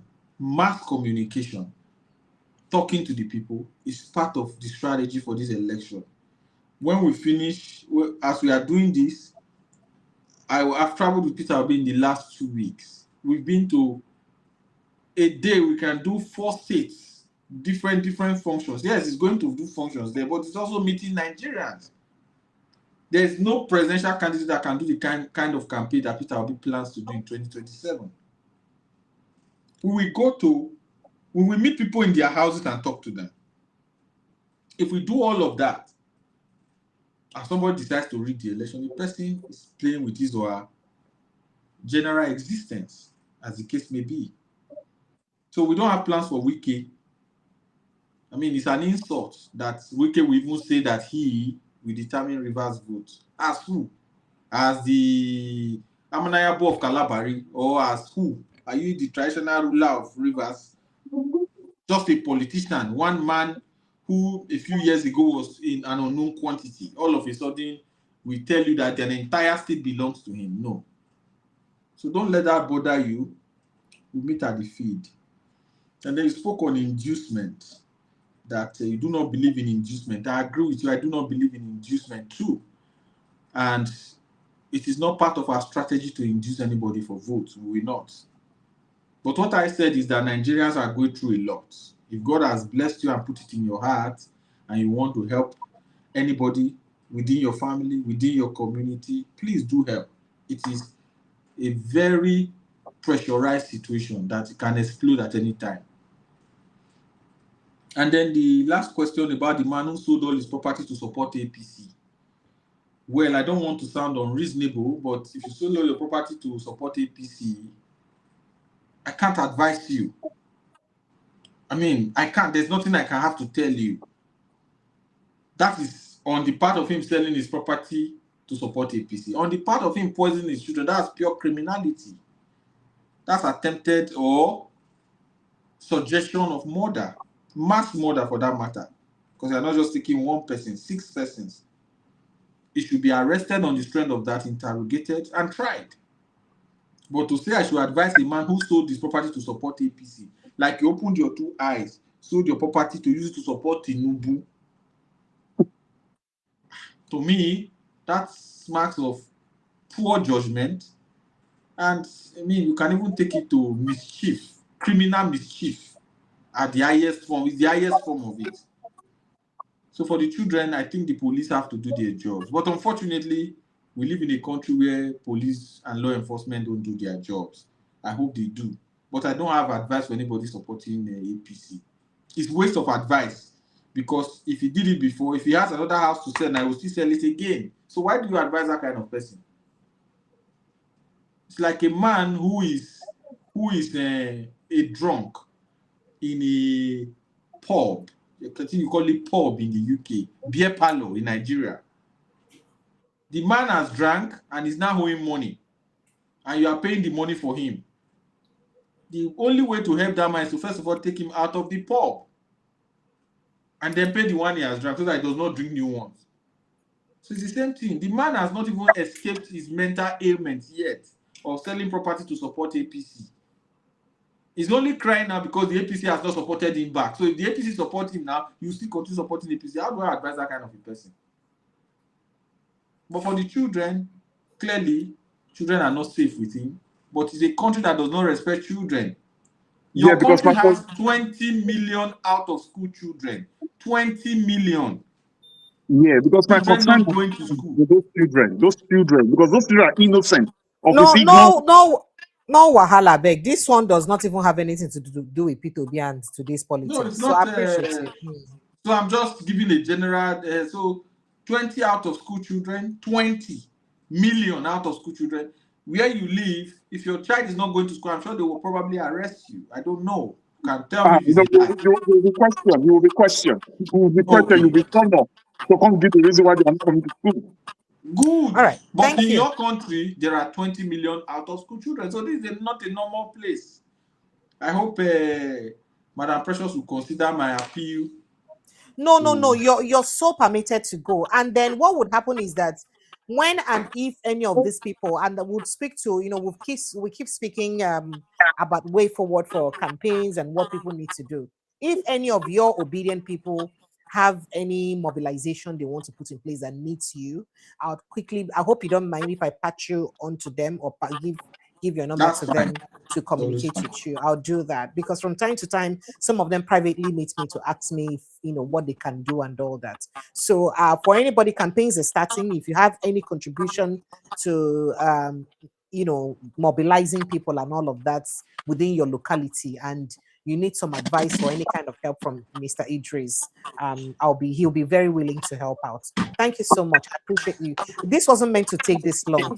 Sincere apologies. Idris, network.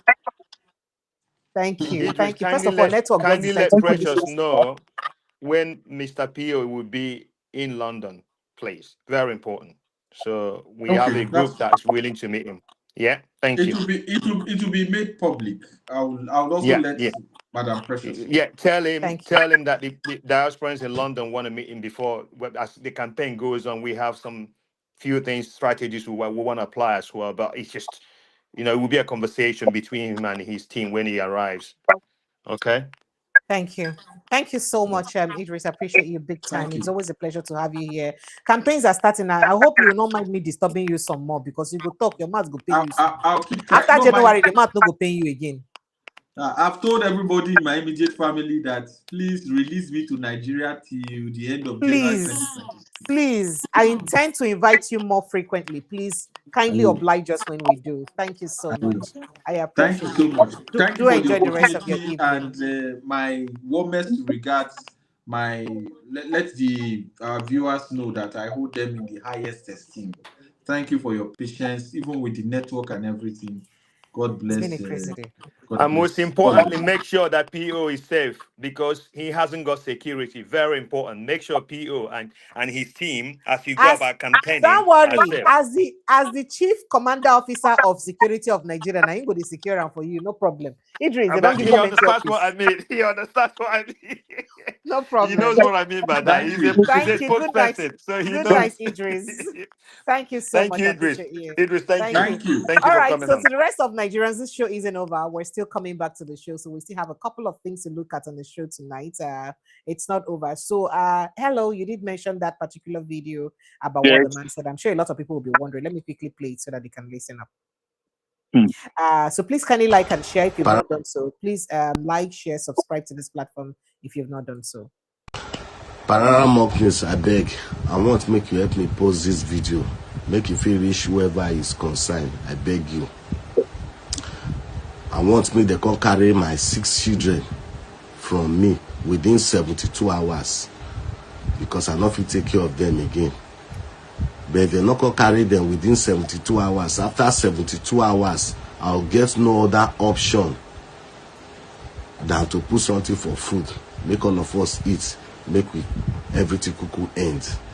And if anything of such happen, Senator Viomo Agege should be held responsible. Because now be the cause of my predicament wey make me lost my 6 vehicle, I lost my house, I lost my wife in the process, I drop out of school as a legal scholar. As it stands now, I not fit take care of my 6 children again. Now I make me they do this video, say, may you help me post them. Parara Mock News help me post them. Make it for quick reach their hand. So that whoever is concerned, make it attend to the issue. All these things, it happened since 2019, they come. All those, Naomi with and all they drag this thing, they come. But how may you say how wicked this man be? Even as a DSP, enough he attend to this issue. Then now they use this medium to appeal to Senator Ede Dafinune, Reverend Francis Ejirogene wifey, and Honorable Spencer Uwufa. I beg Mona not forget say as he campaign for una for 2023. I campaign una for 2023. Mona come to my rescue. Mona not look and say because na 2019 at say house and all those things. So Mona not look like that. Cause they say make I go meet Senator Viomo Agege. Senator Viomo Agege as a deputy Senate president, you know, if he fulfill his promises. Now come now we be like say not the political relevance again. Now I go come fulfill promise. I beg Mona rescue me. Governor Sheriff, I know say you not did the party that time where everything they happen, but you don't come the party now. Now you be the leader of the party. Me and see did the APC. Now you be the leader of the party. I beg come to my rescue. I dey see empowerment wey they do for people. I beg me my own not be different. My own even need urgent one because the frustration and depression is killing me. I not fit bear am again. I not fit bear am again. People go feel they say now one politician and what now they sponsor me to bring Senator Viomo Agege down. No. I don't do all means to make the thing not reach this level. But yet that man is so wicked and heartless. He not really respond to it. Even 2 weeks ago, one of my boys tell me say he send that message. Want to say he send Senator Viomo Agege message. Yet Senator Viomo Agege not give a good response. All those things. So this one now, so now the frustration I don't do to this extent. The only option when I get now for suicide, and I not like say my children not dey in safe hands before anything happen. Now make me they say they not gonna carry them from me within 72 hours. I will get no other option than to put something for food, more of us eat and make everything cuckoo ends. So I the happy to Senator Ede Dafinune, Reverend Francis Ejirogene wifey, Honorable Spencer Uwufa, Mona come to my rescue. Governor Sheriff, you don't do one for people before. Even now, I don't see many people where you do the thing for. I beg, me my own not be different. Come to my rescue. First, make the quick carry these children from me. Before waiting not supposed to happen, go happen. That made me say make I do this video. Banana Mock News help me post them. Make this video quick reach their hand. Thank you very much. All right. Okay. So hello. Precious. That's the video you were talking about. Yeah, that's the video I was talking about. You see, when I see this kind of video now, you know, that's why I keep using this word that these people need education. Education. In the first place, how dumb and how foolish are you? Why would you sell your property? Sell your property, sell your house or sell your cars or anything, all because you want to sponsor this evil government into power. If you want to support a party, you can either become a member of that party. If it is monthly, it depends on the amount you guys pay monthly. You pay to become that membership. So even though you want to organize, just little as you can't organize or anything. How can you go sell your property? It's like sell your property and sell it. So I don't really understand what is going on. My main concern is those children, because he's bold enough to come out and make a video like this now. So he said this we shouldn't take this as a joke, or maybe he's just joking, or because of what he has done, the children should be punished. Those children are innocent. Those children are innocent of his ignorance. Those children know nothing about. These are children we are made to teach and educate more. Those children are innocent. So that's why I keep saying that. Where are the agencies now? If that country is a functioning country, where are the agencies involved who are meant to step in now, go in, ask the man question, investigate the man, investigate and see what is going on, what happened. If those children is to be removed away from him, they remove those children away from him. Just calm down now. Calm your body, they hot. Children are painful. Oh, calm down. The man in question is APC. The property in question he sold is his own property, and he sold it to support who? APC. And the government in his state is APC. The one in his constituency is APC. The one in federal is APC.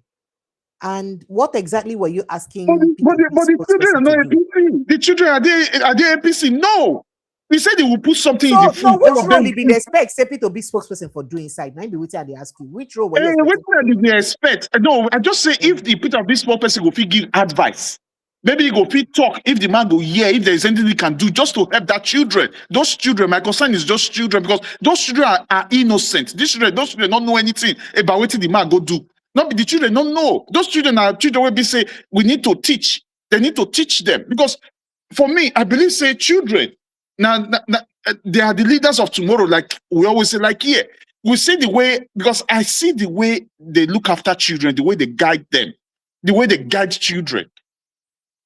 They don't joke with children, because you need to teach them. But Nigerians, it comes at the other side. Because when person don't come out like this, they talk this kind of thing. Not waiting, this kind of thing, we don't take as joke for year.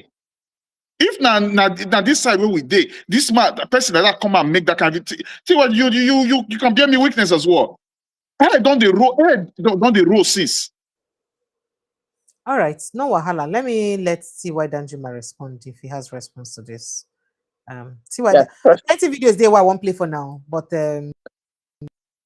you get any message for Oga APC? Well, Precious, good evening. Good evening, sir. Welcome, sir. Good evening, MC, and good evening, Ken. Juma, yeah. Greetings to viewers.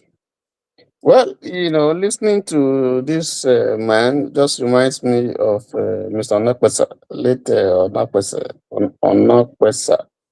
And at the same, interestingly, at the same place, nine them from like this. At the same area and at the same thing. So I don't know whether what will happen there and I be this, but it's pathetic to hear things like this. Sad. Sad. No, it doesn't make anybody happy. But you asked the right question. Now, do you know they do them, or did he enter into any agreement with anybody say go selling property? And what was he expecting? Did anybody make him any promises? Igbo man go say, Um, him on check. yes. Didn't he think about his children when he was doing all the, was it an investment? And who taught him that that's a No, good so investment? so the point is that you do know that support for politics in Nigeria is naturally an investment. A situation where banks or institutions may likely even give you loan if you're a politician than give you loan if you're a business owner. What does that tell you?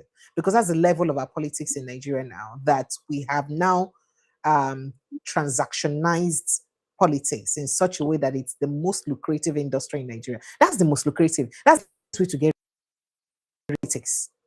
The fastest way Yeah. to make money in So, Nigeria is politics, and it's sad. so if it was an investment that he did, he should consider it a bad business. He don't lose, so he should just pick up his pieces and move on with his life, because he invested wrongly, or his calculations were wrong. Because if this investment turned out to be great, we won't be hearing this thing that he's talking about. So he made a choice. And instead of pointing fingers at people, nobody, tell us whether they force him or whether, if he made that choice himself, knew that he has family, knew that this way they do politicians, you can't trust them, and he did all that, and now the thing done sour. You shouldn't blame anybody since 2019. And these people waiting they call, and those way they demonize. If this was since 2019, and they see this thing happen, they no help them. Who tell them? Say it's of no consequence now. It's no longer of any use to any politician. So why would they? Who is he calling to come and help him? I think that what he should do is to just pick up the Bible if he's a Christian and begin to look for ways to go console him. Encourage himself and move on with his life. And he should not punish the innocent children because they don't know anything. He didn't tell them, didn't seek permission from them. But there's a threat. Security agencies should fish him out and then remove the children from him because he's irresponsible. If you can do that kind of investment and he's not thinking of his children, then he cannot be a good father. I can see from the way they speak, say in English, no done. So that means that maybe he's not properly schooled. And these are some of the people that cause problem for Nigeria. Because this is a desperate person. If he can kill himself, he can kill any other person. If he can kill his children, he is the disaster to Nigeria. So they have to extract him and take him and ask him a few questions, whether I don't kill people before, whether he's been involved in this type of a thing before. And then if they find out based on the investigation, if they need to rehabilitate him or need to take him to a psychiatrist, we go take care of him. They'll take care of him. But his children, they go take him away from him and give them to foster parents or whom we go take care, because until I clear, but they know say he never colo, because it's clear that the man don't colo. He's not speaking like a reasonable person. He shouldn't blame APC for his woes. He open his eye well. He see a moving to. He see the thing. APC. So he go put in head. So anything when you see there, make you take him. So that's a lesson for other people. Where they think say these people are angels from heaven. They are not. Once you become useless, they dump you. They're not going. It's useless to anybody. He didn't say whether he has a wife, because you mentioned his wife. If his wife did there, with this kind of video, the wife should take her children and move first, and then report the man to security agencies. Maybe they give him some questions. First of all, if not me, when I remove him children, I bring him to police station. I will give him some. After interviewing him, I will give him some strokes of cane, because so that I go clear. If na Sele or some other places, when you see person where they do like this, the treatment where they get, and they first of all remove the devil within inside him body by giving him some strokes of a cane. I'm sorry, I'm not preaching violence. So I go clear. So if I know clear, they don't see this one a serious devil, then they go know which kind of deliverance they go give them. But that's it. I want to thank Zachary. I was on the way when I hear Zachary, speaks well, being part of the struggle, and I wish him well. I also wanted to advise him to take care of his security as he goes from place to place. He should be careful, and he not to talk too much. Just lay the facts out there, and then move on. He's going to face threats if he hasn't faced. They're going to offer him money. They're going to see if they can convert him to be a mole.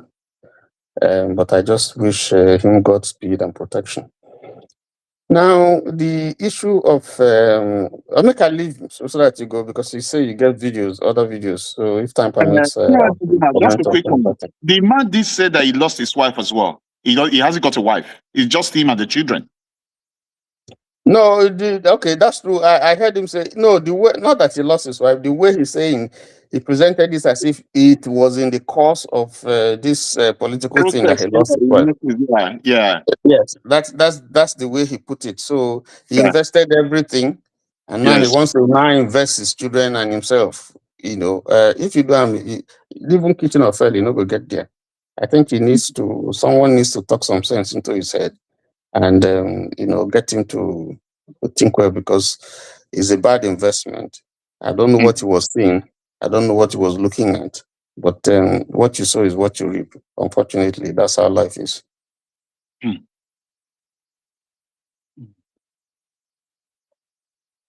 Precious, I just yield so that you say you get videos when you want to play. No, if you want me to go play continue, the videos then. Make I play more. Make on see. First of all, your brother Omahi talk today. Make I show you waiting in talk. You know, say the talk since. Make on listen.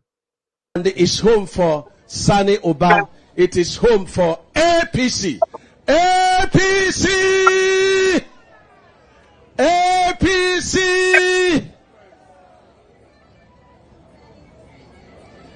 Let me end by saying that democracy is about choices.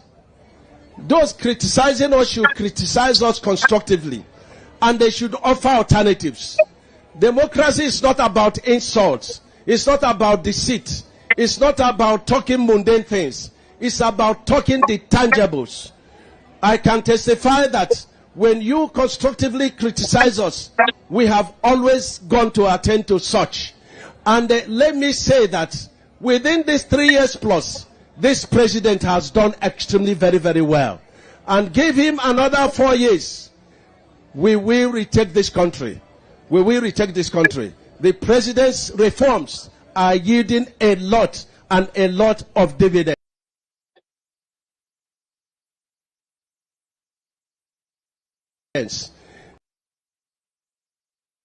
So when people say we are borrowing to do all these roads. When people talk about hunger, we are using this road to fight the hunger we met on ground. When people talk about insecurity, Your Excellency, you know that before this Abuja Cardinal started, there were a lot of insecurity. There were a lot of kidnapping. Today, since the president started this road, no one has been kidnapped on this corridor. No one has been kidnapped. So we are using this road infrastructure that the president is doing to fight the hunger we met on ground, to fight the injustice. In some of the states, before we came on board, there was no federal project going on. You know, Plateau is one of them. Gombe is one of them. Ebonyi is one of them. Kaduna could say to have been one of them, because nothing really happened unless it is Aswaji. So we thank you very much. When a road is built, it is a catalyst. That is the GDP that grows other sectors of GDP. When a road is built, insecurity is minimized. There is agricultural revolution. When a road is built, there is increase in commerce. There is increase in education. And that is what this divine president, Bola Tinubu, is doing. And Governor, let me go. All right, so T.Y. Danjuma, hello, Ken. Do you have anything to say about what your uncle said? It's not my uncle. Please, it's not my uncle. That man can never be. No, don't go there now. Professor by experience. Why are you saying that? How can you call that one? How can you call that? I don't want to use some kind of word, you know, can't say you're because of it. That make me say these days I try to construct the word when they come out from my mouth. I try to guard my words. I don't know before. I don't know him. I know everyone. That kind of person. I cannot even associate myself with that kind of a person. No. No, precious. No, don't do that, please. That will not be. You see, those are not the kind of people we as human beings we want to associate ourselves with. No, because those people, they've got nothing to offer to anybody. and they cannot help anybody. They cannot. So we don't need those kind of people. If Nigeria was a society that work, that guy supposed they one place now they answer questions. They suppose they question that. You know the year he was. He said if you build road go give you education, road go give you this. Road where you construct will be said before you know how many months or how many years before you know water go wash them through away. Please. No, don't say that. Oh, that kind of a person. I know you don't need that kind of a person. Sorry, no vex. Oh, yeah, Oga Ken, make I take your reaction, no vex. I don't know say this thing will make you vex like that now. I just give you free uncle, will be professor by experience. No, I don't need that. No, I don't need that kind of. No, it's okay. Honorable, off the mic. Mr. Ken, please go ahead.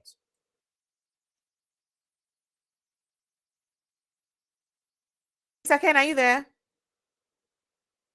So we can't hear you if you're speaking. Till when you want to move on? I think his network got interrupted. Yeah, Precious. I never see Southeast produce such useless politicians as in this era. You take Umahi, professor by experience.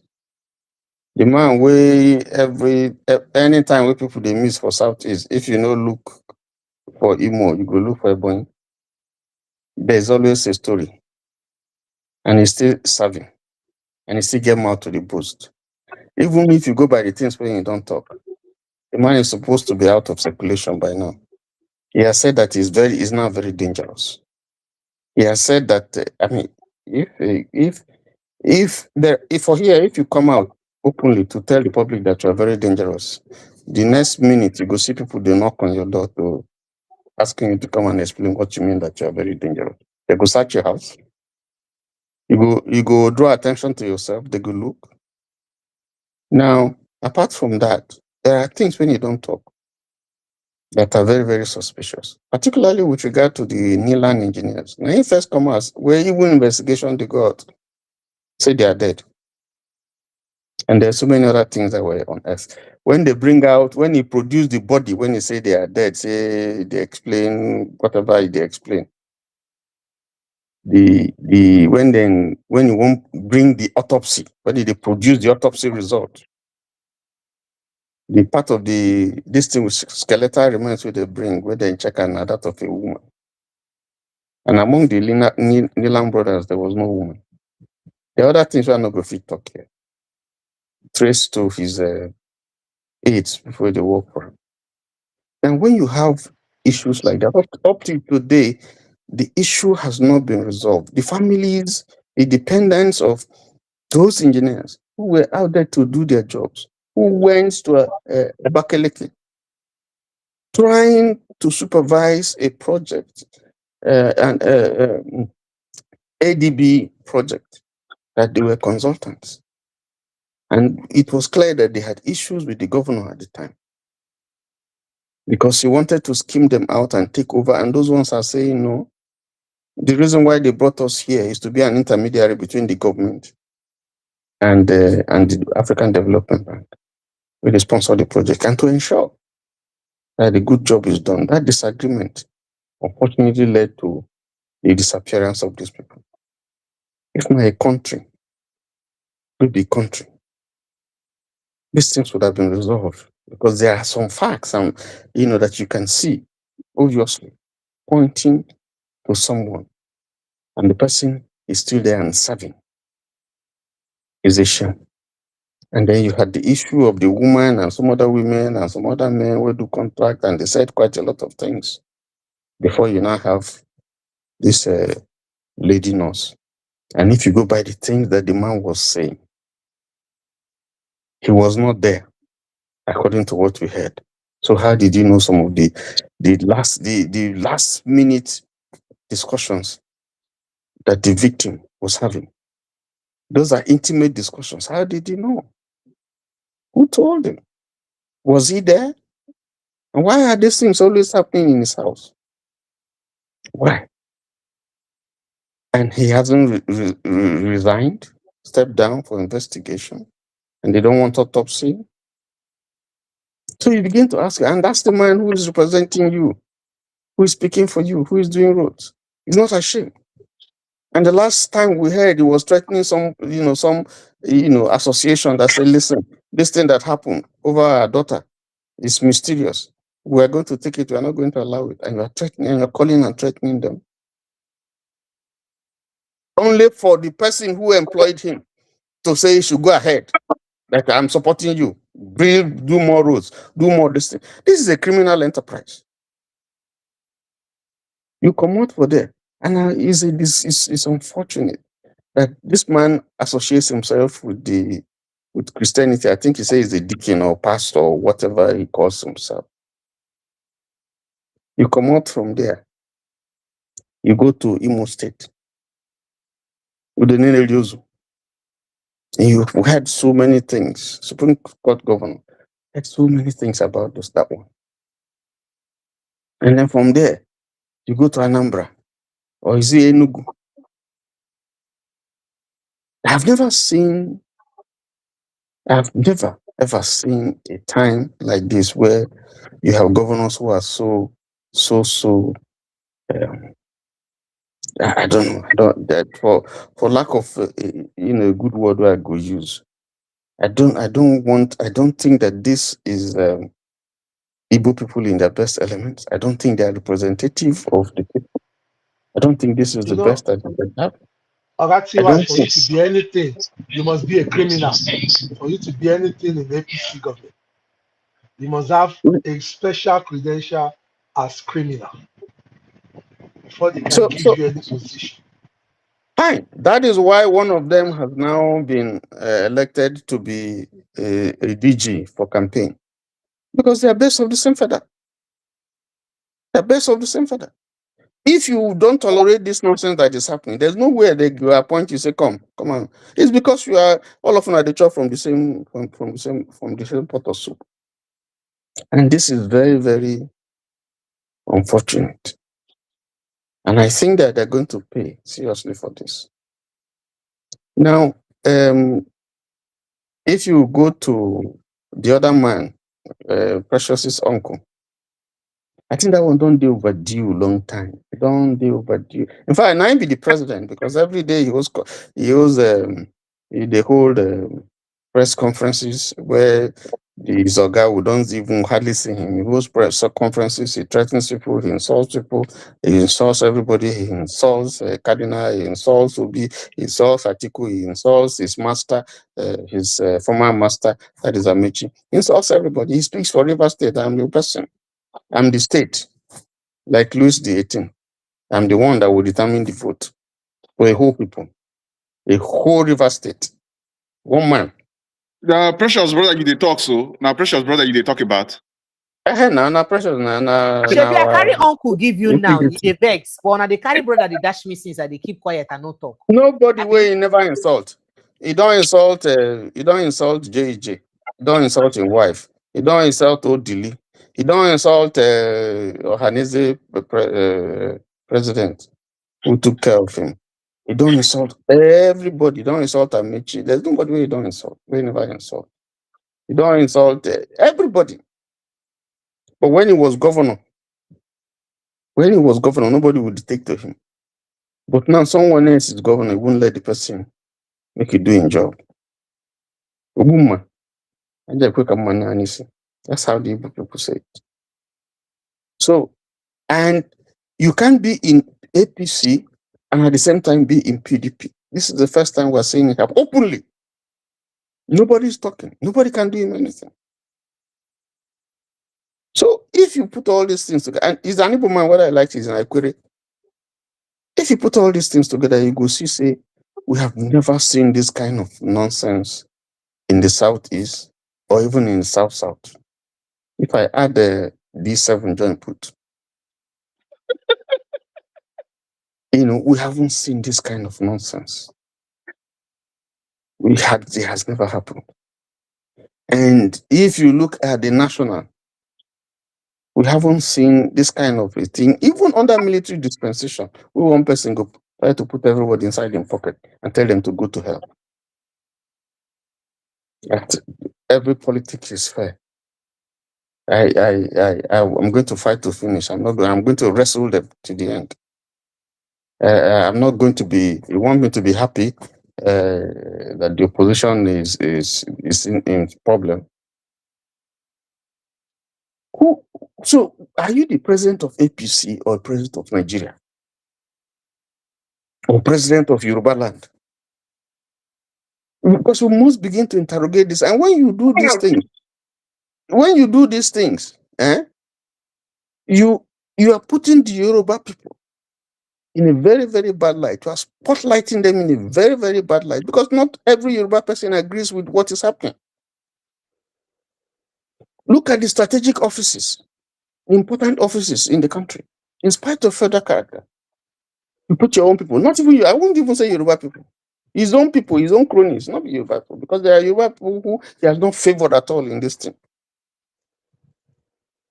And the picture that people see is Yoruba, but they don't see the president's friends. So they say Yoruba, Yoruba. So you are creating some sort of hatred and animosity for an ethnic group that is not even involved in this type of nonsense where they have, because there are people who don't come criticize that. The Yoruba, this thing don't come criticize that. Afenifere, under this thing, has come to criticize them. And you are not speaking for us. You are not ruling for us. This is not what the president should be. How can any right-thinking person now come and vote for Yoruba person? Because they rub potty, they rub this thing on their faces. It's not our locon that is doing. It's a milocon that is doing. It's not our locon. Even though our locon is wrong. And yesterday, OBC was saying, now that you have done this thing, we have seen Buhari do his own. You see Yoruba people do his own. So if any other ethnic group come, let them do their own. I said, no. No. Because that's what is destroying Nigeria. No. If we want to change this country, we're not going to do like them. Because it has not helped anybody. The country will not move forward until we have a leader that will stand and take away this nonsense and uphold merit. When there is merit, the system works well. Look at the civil service; it's totally destroyed, and so the civil service is supposed to be the engine, to help government, pursue its policies. The civil service is totally done. We'll see it with this fake DG thing that happened. The question has not been answered. How is it that one person, so-called fake person, penetrated all the agencies? Everybody failed. And then the lady came up when he was making her testimony, blaming herself. And people, they look at, no, over here, you don't blame yourself. You resign, first of all, and you submit yourself for probe. You don't just come say, well, we failed. The head of service, yeah, and that head of service, the lady will come. Yes, you can say, okay, a little credit for agreeing, because every other person, they pass the buck. No, not be on this one, this one. But it's not enough. Because under your watchful eyes, what did you do? Did you resign? Did you protest or say, no, I won't take this? So that when you resign, people go and say, why did you resign? They go say, because she was taking a position. She was standing. These things are happening. The worst that will happen, they won't give you a pension. They will demonize you. But eventually, truth will come to light. The civil service is totally destroyed. It's been politicized. And that's another area where people are not looking. Apart from this citizenry, where they don't pauperize, where we say they don't beat you down so much that you are now begging, just, okay, don't worry, just give me a loaf of bread, that's okay. Give me 5,000, that's okay. Carry go. Because just like you said, Precious, they want to survive. They are not even looking at next year. They are looking at now, because they don't even know how they go survive. So if you give them money to survive now, they go load you. They can even kill for you. That is the way they have crafted the thinking, the mentality of the ordinary person. It's not that they don't know that it's wrong. It's just that, listen, you are preaching to somebody is sick or somebody is hungry. You go to preach and say, God will help you. You read verses of the Bible for them. He won't listen to you. It's not going to make any effect. What he needs first is food. So you give him food first. Then he can listen to you. So that's what they're doing. They beat you down totally. Strip you naked. Make you feel that you're nobody and you accept. Say, yes, I'm nobody. You submit now. Then I say, okay, take bread. You say, oh, thank you very much. And thank you. God bless you. Then they go take everything where you get. And once they get everything where you get, they dump you, just like the man that is crying. That's what they did to him. They make you look foolish. Remove the brain, wait for your head. Just put water. So you cannot think now. Water now there. When you move, the brain go to shake like say something there inside, but you know nothing ordinary, nothing there in the water. That's the strategy. So Nigerians have to wake up. It's bad. The situation is bad. The fight is serious. Not a small fight. So those of us where they privileged, those of us where they outside, those of us where still manage to keep our values, those of us where still they think of next year, next 2 years. We are the ones that are going to help, not the people where they think of now. If they tell them of next year, they're going to look and say, what is this man saying? Because what they are thinking, there's no next year in their calendar. It's now that is in their calendar. That's the difference. Precious. Sir? You know, the reason why I participate in your program, it's one of the reasons is because I want to possibly use this opportunity to offload the burden on my head. I might be here, well, I might be catering for more than 1,000 people. You don't know, and that's why when I shout and I ask questions and maybe insightful questions, you might, maybe because you brought a guest, you wanted to release him. So I'm very sorry for that. First and foremost, why we are in this predicament. So it's not like I picked on you deliberately. That's all right. No, it doesn't matter. Yeah. Okay. No, I said that. I mean, because you've got to. I mean, we agreed to do only 1 hour in the conversation. He had spent over 2 hours because of the network difficulty. No, that's right. You've got to constrain yourself. It's okay. Yeah, sorry about that. Thank you. Yeah, in Nigeria, one of the problems, we need to deal with the structural problem first. All this song you're talking about, the man that wanted to commit suicide and all this type of thing, they are symptomatic of the problem. We want, number one, the political structure in Nigeria. We need to deal with that. They are owned by individuals. Nowhere, even I've been here for a very long time in the UK, nowhere, no one person owns a political party. But in Nigeria, one individual can tell you, no, you are not going this, you are not going that, you are doing that. Even if you win the primary, number one. Number two, what Wike is concocting in River State, calling it Rainbow Coalition. Tell us what's that structure? What's the meaning of the structure? Because we here don't understand when Nigerian politicians say, "Oh, we have my structure." What is the structure, Precious? Please. Okay, just hold on. Let me just put my question then. The concept of Rainbow Coalition. What does it mean?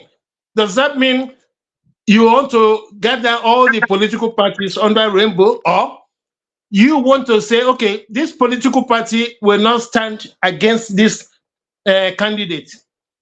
It's not clear.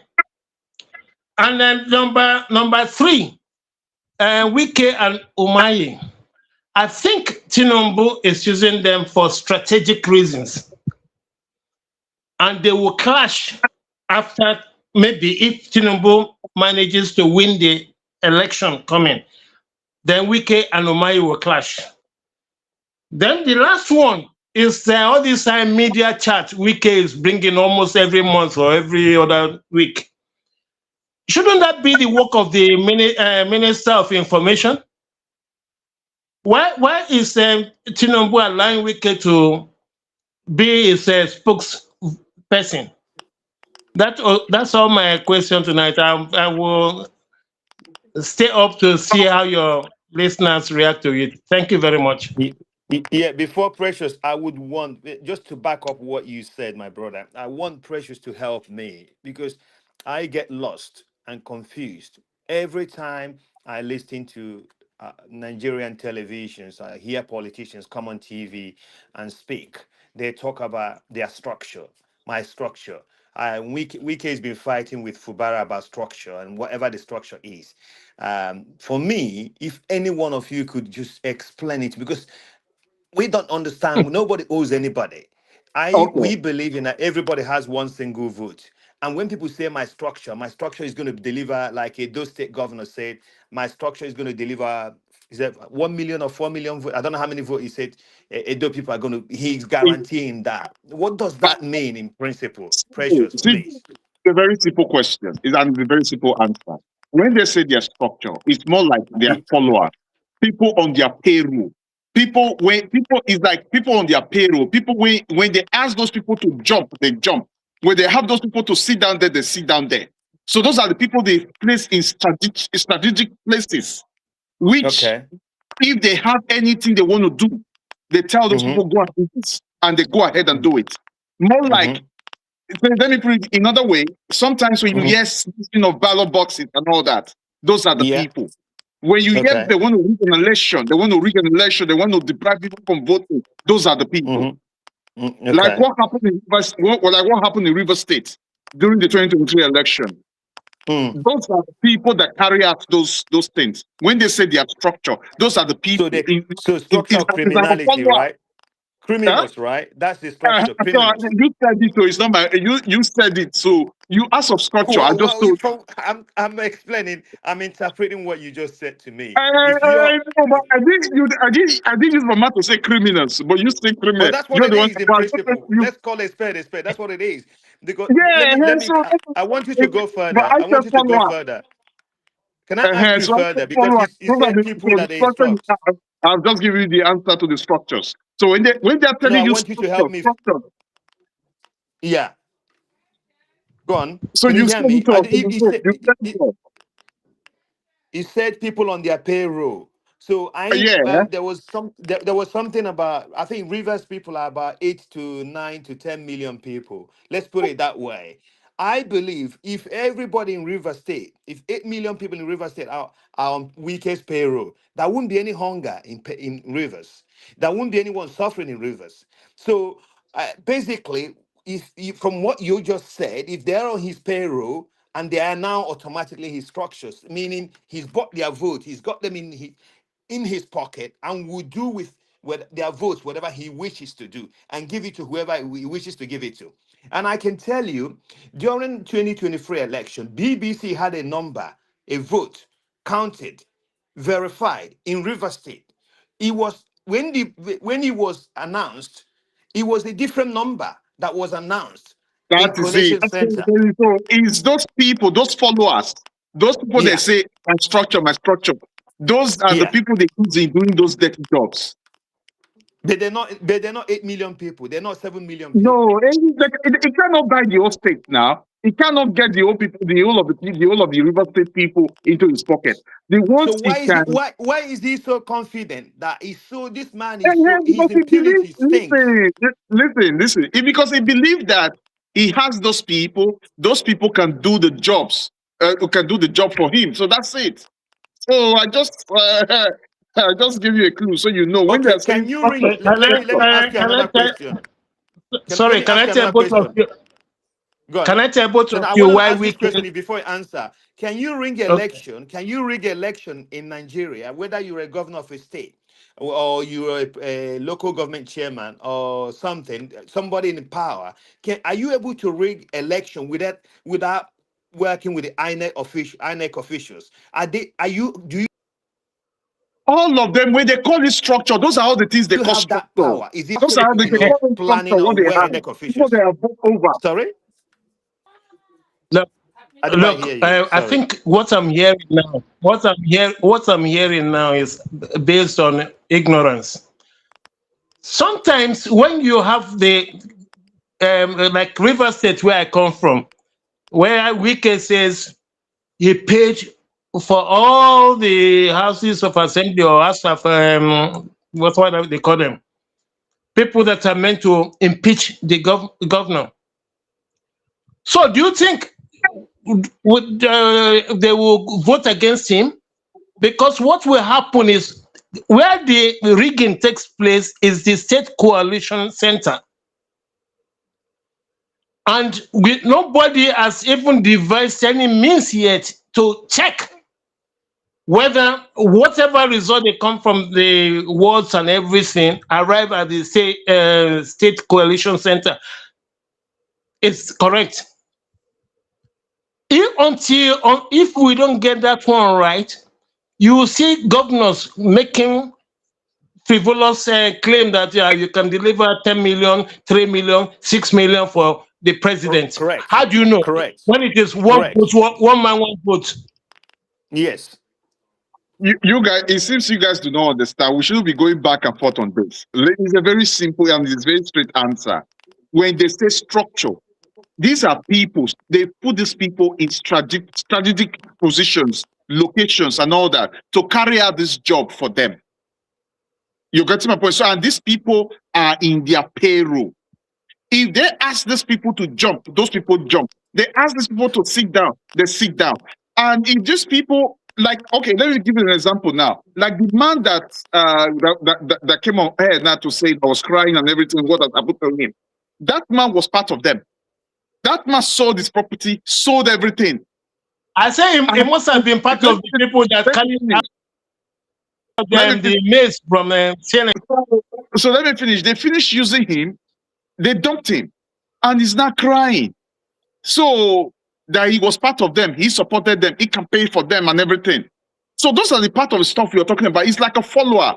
These are their followers. But you're not answering my question. Are you able to rig election without the power of INEC, without INEC officials being involved? Are you able? But it's impossible. No, it's impossible. Some of those people in INEC are part of them, are part of the structure. When they say structure, that's my point. That is my point.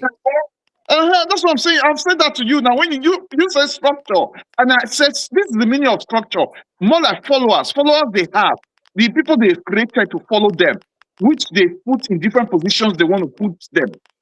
So you have them in everywhere. You have some of them might be in states. Some of them might even be the chairman. Some of them might even be inside those INEC offices, including the judiciary. All of them. So those are. They give you a credit card, it's compound interest, right? Those are put the money in the bank. How do they give you? They give you a simple interest. Let's get one thing right. Now, if they are seeing the trajectory where the country is going. Osho is projecting another part. Sorry, can the person with that sound there turn off this thing, please? Mr. Ken, is that from you? What it does is the same thing. He's able to replace the person's income if they can you hear me now? Not go to work. Mr. Ken, please turn off what you're playing, please. Like happening in a community. Mr. Ken, can you mute yourself? Okay. I did already. I took it out. So go ahead. Thank you.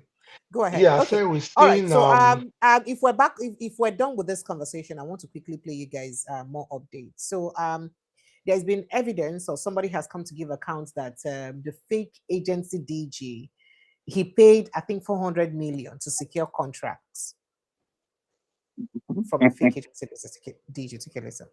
The official house assigned to him as the DG of that agency, that will I be able to handle the contract of the refurbishment, putting of furnitures, a lot of things in that house. And he took me to the house to go and show me the house, because I slept in Abuja. He took me to the house in the following day, which is staffs.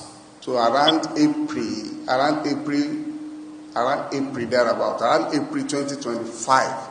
So I came back. He gave me contract award letter, the scope of work, and at the same time the agreement with my company to execute that refurbishment project, and asked me to pay sum of 400 million naira for the facilitation of that project, to show my strength, that if I will be able to handle that project. And at the same time, that one will fast track the mobilization for the contract. You visited National Assembly. Isn't this place National Assembly? We're unable to hear. Who invited you? No. You don't need to hear. Okay, if we need money from you, and ask you to pay the money through Ministry of Agri, not account of the National Assembly. Is that not enough reason for you to suspect that the aspect of money is not trustworthy? Okay, so the drama still continues with this fake agency. Yeah. I just thought to highlight that conversation. How many of you heard what he said? Please let me be sure. Because I CJ was want to comment on that. All right, Mr. CY, go ahead, please. Yeah, thank you very much. You know what this guy just did now was what happened maybe because I'm interested in Nigerian affairs so much. A few months ago with the professor and NDC and all this type of thing, when they say, off the mic, off the mic, off the mic. The Senate, the National Assembly are getting maybe cutbacks from all these people being offered contract and all this type of thing. And if you have this insidious, stupid National Assembly that don't even represent people, but they represent themselves, the country is going nowhere. Nowhere. Because this, whatever council, economic council they formed, I think it was true, it's real and it's bribery. I rest my case. Thank you. Precious, you know, I think all these things they are doing is charade. Charade. I don't believe any of them. I don't believe the government is not credible. The government is not transparent. It has trust deficit. First of all, there are critical questions that you have to ask. The person where they say he died, have they told us the story, the real narrative? How did he die? The hotel that he was staying, 3 days after it was demolished. Why was it demolished? Were they trying to hide something? People still think that you hate the administration if you keep asking that question. They would never look at the critical points. But if it were the other way around, those questions will be asked. Yes. Yes. So the Everything optics, is calisthenics. the optics Just is not complete calisthenics. the optics is not good at all. And At all. there's nothing you can go and bring, even if you bring at this time, you bring an angel from heaven, we will still doubt because the things that we see, they don't add up. They don't add up. Don't try and present the man as a liar when you have not dealt with the critical issues that keep people still wondering what is it that really happened. Have we checked the man's phone, the phone log? Who discussed with him? Have you checked the banks? How did money move from where to where? Have you checked everybody involved in this to find out whether were there discussions to and fro? Now cover up. Yes, and it is easy to get. What service companies are there? I mean, the service providers are there that you can track. It's easy to track these things. You haven't answered the question of how did this single man, is it God that was able to penetrate all these government agencies? Why did it fail? The accounts that were opened, the people that were employed, the offices that were open, the people that he met, the advertisement that he did, all the traveling that he did, going seen in a picture with the vice president, seen with EFCC, and what is the explanation for this kind of thing? How did it happen? And then when you begin, in the same country, the head of service should have resigned. Nobody's resigning. And then if you now see the fact that there have been movements of money here and there to agencies that are moribund, you just move money to one agency that people are not looking, and then you take the money and go and build a house or church or mosque or houses for MS in something that is unrelated to the vote for which it is meant for. When you see all those things and you see the frequency from which it is happening all over, not one case, all over the place. Yeah, I mean, come on, they have to tell us. It doesn't add up. It doesn't add up. Juma, just a quick question as well again. You know, say that they get parable. They say, wait thief join you, they find waiting loss. You go see him. You go see him. It doesn't add up. And then And you can't be a judge. You can't be a judge in your own case. Judge and jury in your own case, right? Good. You see, like this kind of situation now, in a reasonable, because for me, the way I think they talk, I talk for where I did, the way things they work, the way we do things.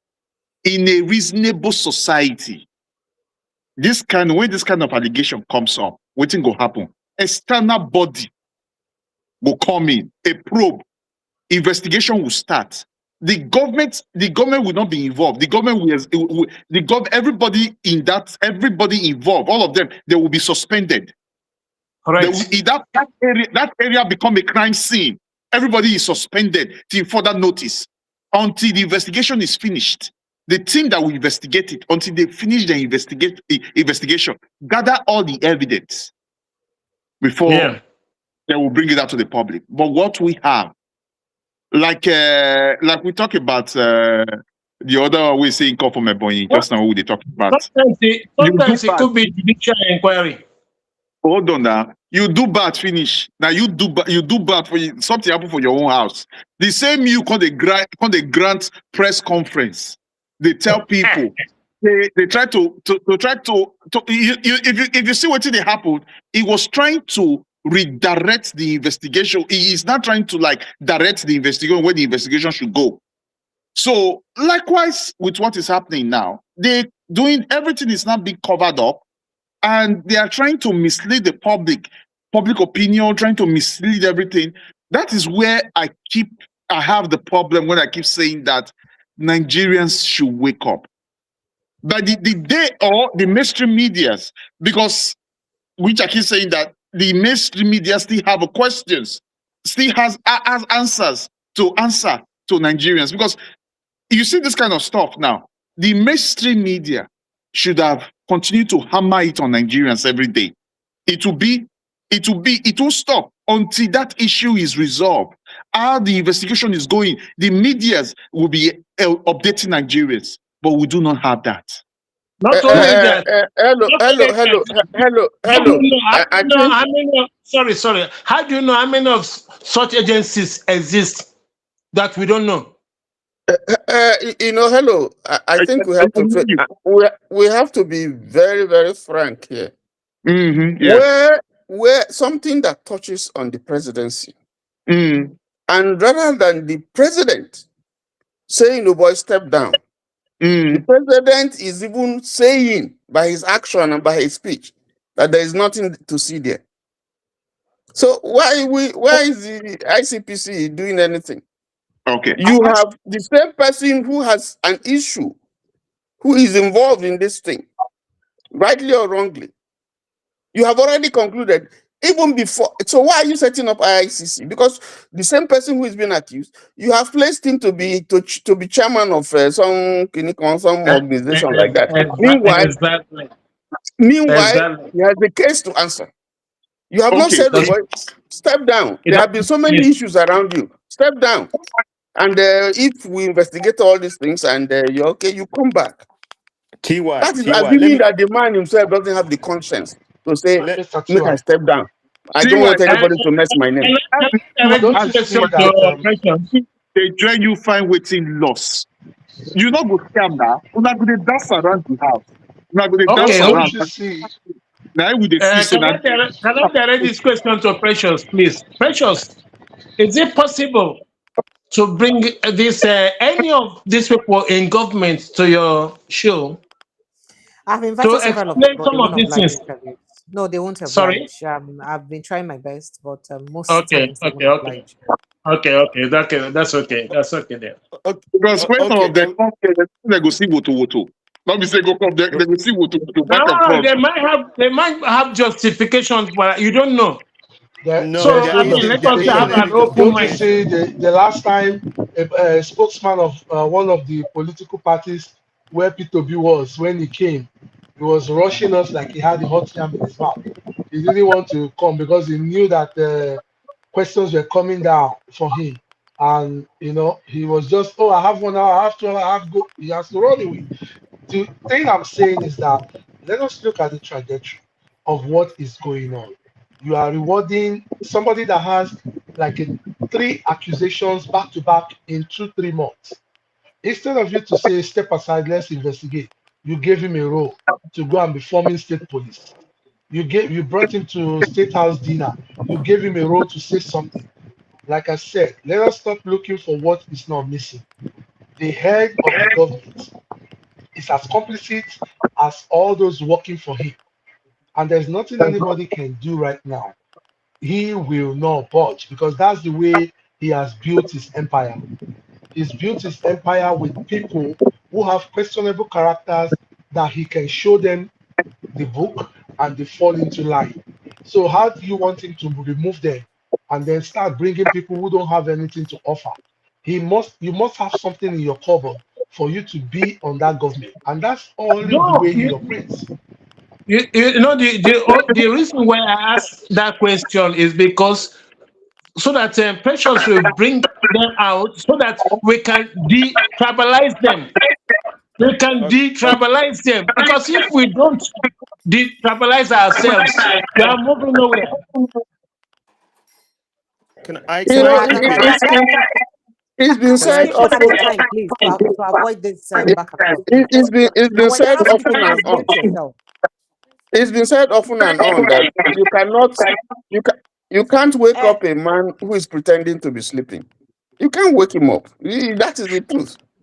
You can't a person who is pretending to be sleeping. You go to hit and hit and you go do like say there's no. Because he know. It's not that they don't know what this. How can people come to see you with good intention? They don't get children. They don't get wife. They come to see you to say, Oga, and they have been doing this since 1999. They are not starting with you. An organization would come to say, Oga, we have been doing this since even not 99, even since Shagari. The country is not moving well. People are suffering. Look at your policies again. See how you can tinker with it or turn it around so that things will be better. Election is coming. If you change your style and people and things begin to turn around for better, then you can approach the people and say, see what I have done, see what the people can see what you have done, and then they can vote for you. And that's the truth. Things are not going well. People are being killed and kidnapped every day, day in, day out. The people don't trust anybody. They don't trust the court. They don't trust the legislators. They don't trust the government. They don't trust nothing. They don't trust the police. They don't trust the military. Why? Because they say one thing only to be proved wrong by events that come later. So you can't believe it. What kind of country is that you can't believe? Now the institution that seems to have some fairness, they come to tell you, say, okay, things have gone very bad. Let us see how we can do. They're not blaming you. Let us see how we can, look at this country and move this country forward. These areas, look at these areas. And then all you do is to insult them. And then your attack dogs come and begin to talk rubbish. Because of absence of rule of law. That's all. Absence of rule of law. all right, excuse me. Let me Excuse me. step in a little bit. Let me step in Okay, on please that kindly make it quick because because something. we need to start wrapping up. Go ahead. Yeah, so I think in any nation where a presidential system of government is practiced, it only works. You look at places like America, France, and all that. It only works because the 3 arms of government have to be independent. The reason why this Nigerian system, Nigeria is in a dire state at the moment, is because the 3 arms of government has been, probably I use the word, they have a gun on their neck by this particular administration. And that gun on their neck is the bag of money that they've all swallowed. They can't talk. The legislative, the judiciary, and obviously the executive. Everybody in the arms of executive, they've all swallowed bags of money. The House of Assembly and the Senate, they've been captured. Then the judiciary, don't even mention. He's got them in his pocket. So there isn't any way we can scream and shout. There isn't any way this can be turned around unless someone goes in there and dismantle this complete, absolute, house of corruption that's been built in. Because I've never seen in a place, I've never seen in a country where we're talking about the fake agency situation, for God's sake. That would never have happened without the government. Tinubu's, let me go straight to the heart of the government. Without Mr. President being aware, or those very close to him, they get approval from him, then go on and approve certain things. For the man to even have a house in the secretariat is unheard of. Then there's House of Assembly, National Assembly, that will have to approve things. Make sure they do their due diligence, check everything. Some people turning blind eye because they've got bags of money stuck in their throat, block their eyes. They can't see where they're supposed to say no. So the whole thing is in a mess. What would be the only way? I mean, the answered prayer for Nigerians now would be for a brand new government to go in and dismantle this house of criminals, get rid of all of them.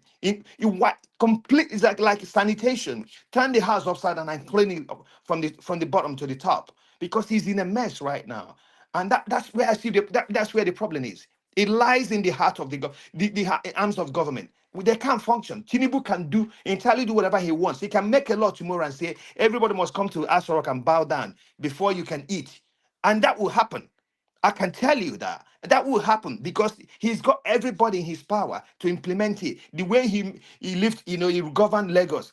He was the king. He's not a president. He is the monarch. Like Igwe, you have to go and bow down and worship him. Otherwise, you won't survive. So that's what I want to contribute to that. When we are talking about, it's not just we have to start questioning those that are in the hands of government, judiciary, the National Assembly, the Senate. What are they doing? They're meant to be holding this man to account. They're meant to be asking questions. They're meant to impeach him. This is an impeachable offense. But they're not doing anything. They're not doing anything. So how are we going to move forward? He's not going to. In country, America, anywhere in the world, this would have been an impeachable offense. But it's not happening. So I'm gonna pack the bus there for now, and you guys can carry on. Mr. Hello, I don't like what you're doing. Hello, please don't do this now. You can see there is this callback from you whenever you turn on your mic, and it's really very distorting. It's very unpleasant to the ears. There's like a whole, what it's me. I'm not doing what you did in Rivers State. There is this callback from your end. Like what you did in Rivers State, and nobody even questioned it. Nobody questioned what he did in Rivers State. Rivers State is becoming like a docile state now. Unfortunately, that is the state I come from. Docile state, anybody, the president, anybody can come there, take anything they want to take away from that, and they go away. Nobody will. Rivers State are so docile. I don't know, because some people might accuse me, why don't you come home and fight? I'm almost about 70. I've been fighting all my life, so I can't keep on, but I can talk because of my experience. Let people don't sell your soul to the devil because you are thinking about posterity. Stay in your anyway. Let me not talk. I don't want to put myself into trouble. All right, thank you. I wanted to play a couple of other I'll be in Nigeria. I'll be in Nigeria in the next 2 days. Oh, okay. Well done. So you said the fear trouble, Abi. No, I go see you. Precious, I go see you. That is why they tell you, and they come, I go see you. No problem, sir. Okay. Thank you so much. So I wanted to play a couple of videos, but I need to end this conversation like as soon as possible. Here is the complaint Governor Onaiyekan made about the seizure of their accounts. This morning, we received a letter from our banker forwarding a letter from the EFCC instructing the bank to freeze Osun State government account. This action was taken without any court order. We are supposed to be in democracy, where the rule of law must always prevail. We will therefore not accept any situation where federal agencies trample on the constitutional right of subnational governments. This is a threat to democracy if we all keep quiet and allow this illegality, very soon, whatever is left of our democracy will be fully eroded. All I ask is for the EFC chairman to explain to the good people of Osun State and to the Nigerians in general why he froze Osun State government account and show proof to support whatever reason he presents. These and all other illegalities being visited on Osun says it's turning our democracy into a huge joke. So you see this, and of course we don't talk about all the things that happen for Osun State, where some people say they must win Osun no matter what. I just thought to bring us up to speed with this because there definitely will be more stories coming from Osun State in the next couple of days. Today is exactly 10 days to the election in Osun State, and we're seeing all of this drama. Precious, this is impunity. No, hello, I will come out you for backyard, no vex you here. Your audio is disturbing the conversation, please. Yeah, I need to be educated, please. Precious, can the EFCC withdraw allocations to any state? Why? Are they the state government? No, I'm asking you. I don't know now. Educate me now. No. That's not what happened. That is not what happened. Tell us. Okay, that's not what we heard. Okay. That's not what we heard. What we heard is that the letter was written to the bank to freeze the account. Freeze the account. That's a question of semantics. So who wrote the letter, TY? Now it's not about who wrote the letter. It's not about who wrote the letter. It's the FCC. That from what we hear, the governor saying. Now it is only the court of competent jurisdiction, based on maybe allegations or whatever that has been brought to the court, and there is a hearing. Based on that, the court can make a declaration that such a thing should take place. We have not heard that the court cannot. We have not heard. Yes, we didn't hear that. That order came from the court. No, the court cannot, because we are federating state. The court cannot stop. Excuse me, sir. Excuse me. So where did the order come from? Excuse me. TY. The court. Where did the order come from? The court can, if a case is brought to say that maybe there's malfeasance or whatever, in the interest of fairness and justice, the court will hear the case. The court can say, okay, hold on, no transaction, that account should be frozen until we hear this case or until we take a particular decision. The court can do that. We have the powers to do that. Take it back to Rivers State again. There was a case in this Amechi brought when he was chairman of the Governors Forum against Goodluck Jonathan. When he said, okay, this particular account belongs to all the federating units, and the Supreme Court announced that yes, was right, and that is why we don't have sovereign wealth anymore. And that's why we don't have sovereign wealth anymore. So it's as long as we are a federating unit, no person, not even the court, it's in the constitution. No person can stop you. You're wrong. You're wrong. Okay. The cases, correct me, please, sir. The two cases that you are given, they are not similar. They are not. This is an agency of the federal government telling a subnational it doesn't have power over the state. EFC doesn't have power over a state.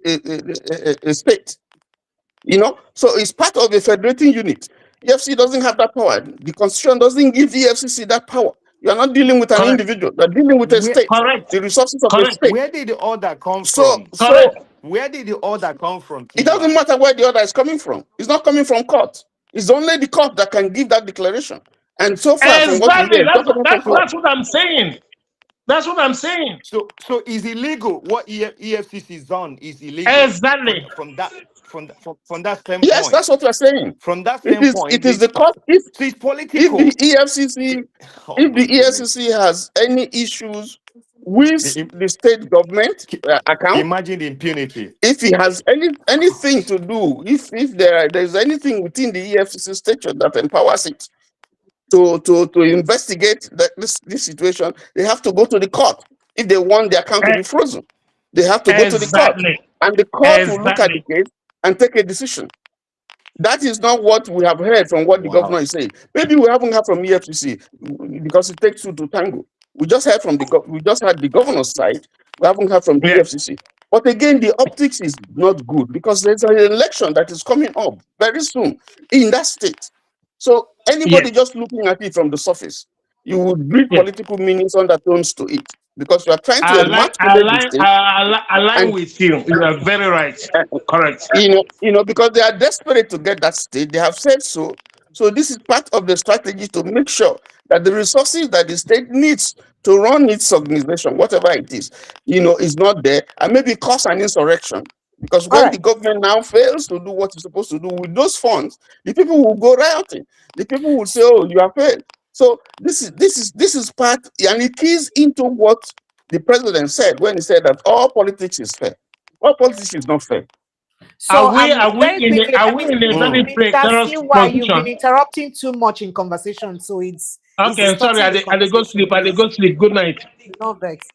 Thank you, sir. Good night, sir. So the reason I raise this conversation is, for us to see that the way politics can be in Nigeria. But the big question that I have is, if another party sometime in the next 10 years, because since APC don't say they don't win this election finish, so if another party in the next 10 years can't win election, can't do to Lagos State and other states waiting they do to these states, will they like it? Will it be fair? Can they handle it? Because so if you come in, hello, please remove your audio, mute yourself, please. So while all may be fair in politics at this point that we're doing this kind of thing to more like a home state or Shun state, make you know our problem not be tribalism, because this is Yoruba to Yoruba that is happening like this. If we can go this far in politics like this, do we also understand and think that there may be a tomorrow that we may not be in power again? What happens if the tables turn? Because there's always a possibility that the tables will turn in future. I just thought to, show us that the core of our problem in Nigeria is not just tribalism. I think it's just purely politics of greed and selfishness. But I'd like to say thank you to everyone. Does anybody have something else to say very quickly? I have quite other footages to show, but my time is fast spent. I need to run. Can I come in? Go ahead, sir. Okay. As for your show, we said it yesterday. We talked about it yesterday. You open your eye wide open. Person, they can't cut your head. Then you can't still go further. You endorse the person. Say, make the person become president. And you do another party. Your party, they endorse the person where they can't cut your head. When everybody they fight, say, make the country for good, because of the kind of people where because of the kind of people that have taken over the country. So what were you guys expecting? Because the same playbook they use in Edo State, that's the same playbook they're trying to. That's what they're trying to do in Osun State. The same way they did what they did in Edo State. They are trying to replicate it in Osun State. That's what they are trying to do. You could see that even before that governor of Edo State, before he even handled, they blocked so many things. Which is still a governor until the last day he will hand over. Look at Osun. Election is not even there now. A letter come from nowhere saying that they are freezing their accounts. You guys should ask now. There's a big question mark there now. And me and you, that you might just said, we all know that it's only the court that can give order. EFCC has no order to go seize, to go and freeze a state account. That account feeds a lot of people, as it feeds the workers of that state. That is where they get paid, according to when I heard the news. that account, you pay workers from that account. And you send a letter to the bank to freeze it. So on what grounds? On what ground are you freezing the account?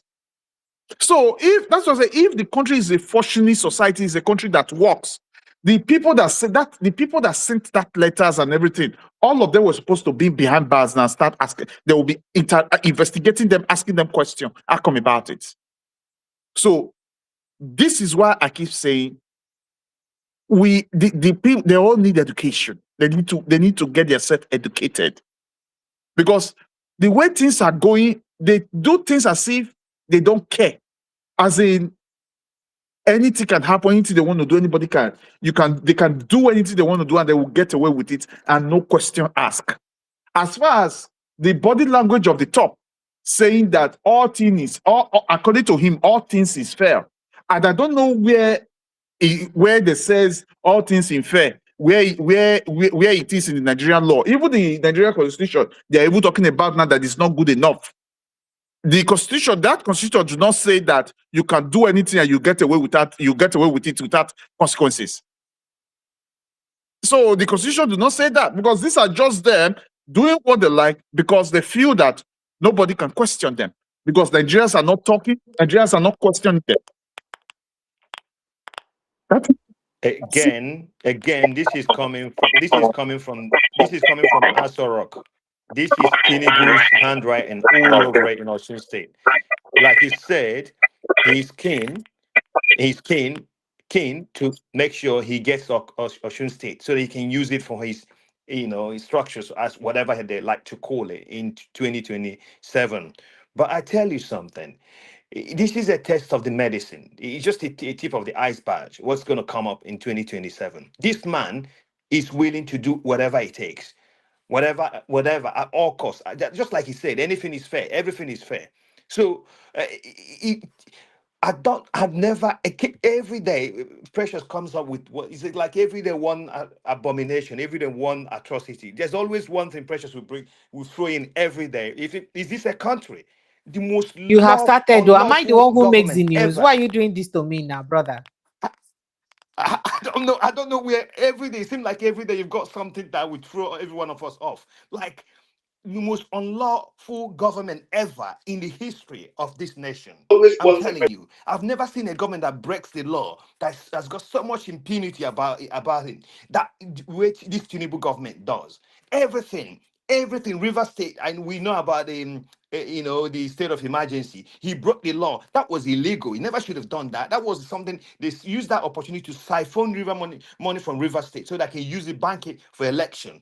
Now he's gone into Osun State. He wants that governorship election won by APC by all means. Whatever no one would ever have done what they've done, freezing account of a state Why did they without not? this man knowing Why about did it. they not freeze the Kitty account? They allowed the No. Kitty. That's exactly what the point. He only does what it favors him. They will use every weapon they have. And it's Tinubu that is doing this. I will never stop calling this man out. He is the architect of all these problems. No one else. He gives everything starts from the top. All right. The problem is a rotten, stinking government that needs to be dismantled. So whatever happens in Osun State, it could be a blockbuster in Osun State. And I hope it isn't, because I don't know where this is going to go. Now, everybody is just like is sitting on the edge on the 15th of August, watching what's going to happen. We are looking at that. Wasn't gone, but because if he wins, he's got what he wants. But the man in power, Deleke, doesn't, he hasn't really got the will and the structure, whatever he is, to fight him. But again, there's something I want to say. Sometimes it's difficult to, get involved in two people from the same area. I don't want to get involved in their fight, because by and large, they will have a way to sort it out. They can sabotage you quite easily. They give you a way, and I don't blame them. I blame the oppositions in Nigeria, people like Atiku and rest of them. If they had gotten their house in order and just selected one person, I agree. Let's all of us unite and fight these people. That on the election day, the force will be united against this government. Then we stand a chance of getting them out. But as it stands, the house is divided, and a house divided can never stand. We know that. We know that there's still time for them to come together because they can see the handwriting on the wall. This is a test of the medicine to come, and it will happen in every state. So I don't know. I don't know where we go from here. Only I don't want to use the word only God can help, but we can help ourselves. God will help those who want to help themselves. We're going to be building up on how we're going to fight, vote, and defend it. That is boils down to that point: voting and defending, and really being say, you know what, kill me because at the moment I'm dying anyway. I might as well die. I voted. I want my vote to count, and eventually something will give. And that's the only way out. I don't see how this is Osun State. This Osun State thing worries me because he's a sample of what's to come. Watch out for that. Watch out for the next election. What's going to happen? Absolutely. But I hope. Osun State is a litmus test to what's going to happen January. There's no two ways about it. Whatever happens in this election There you go. is exactly what is going to happen. In fact, the pro max of it is what will happen in 2027 election. You see, this 2027 is Absolutely. an absolute do or die for a lot of people. Like in every sense of the word, do or die. And that's why I worry a lot. Madam Precious, you had all of them. They've started one trajectory now. Coronation, no election.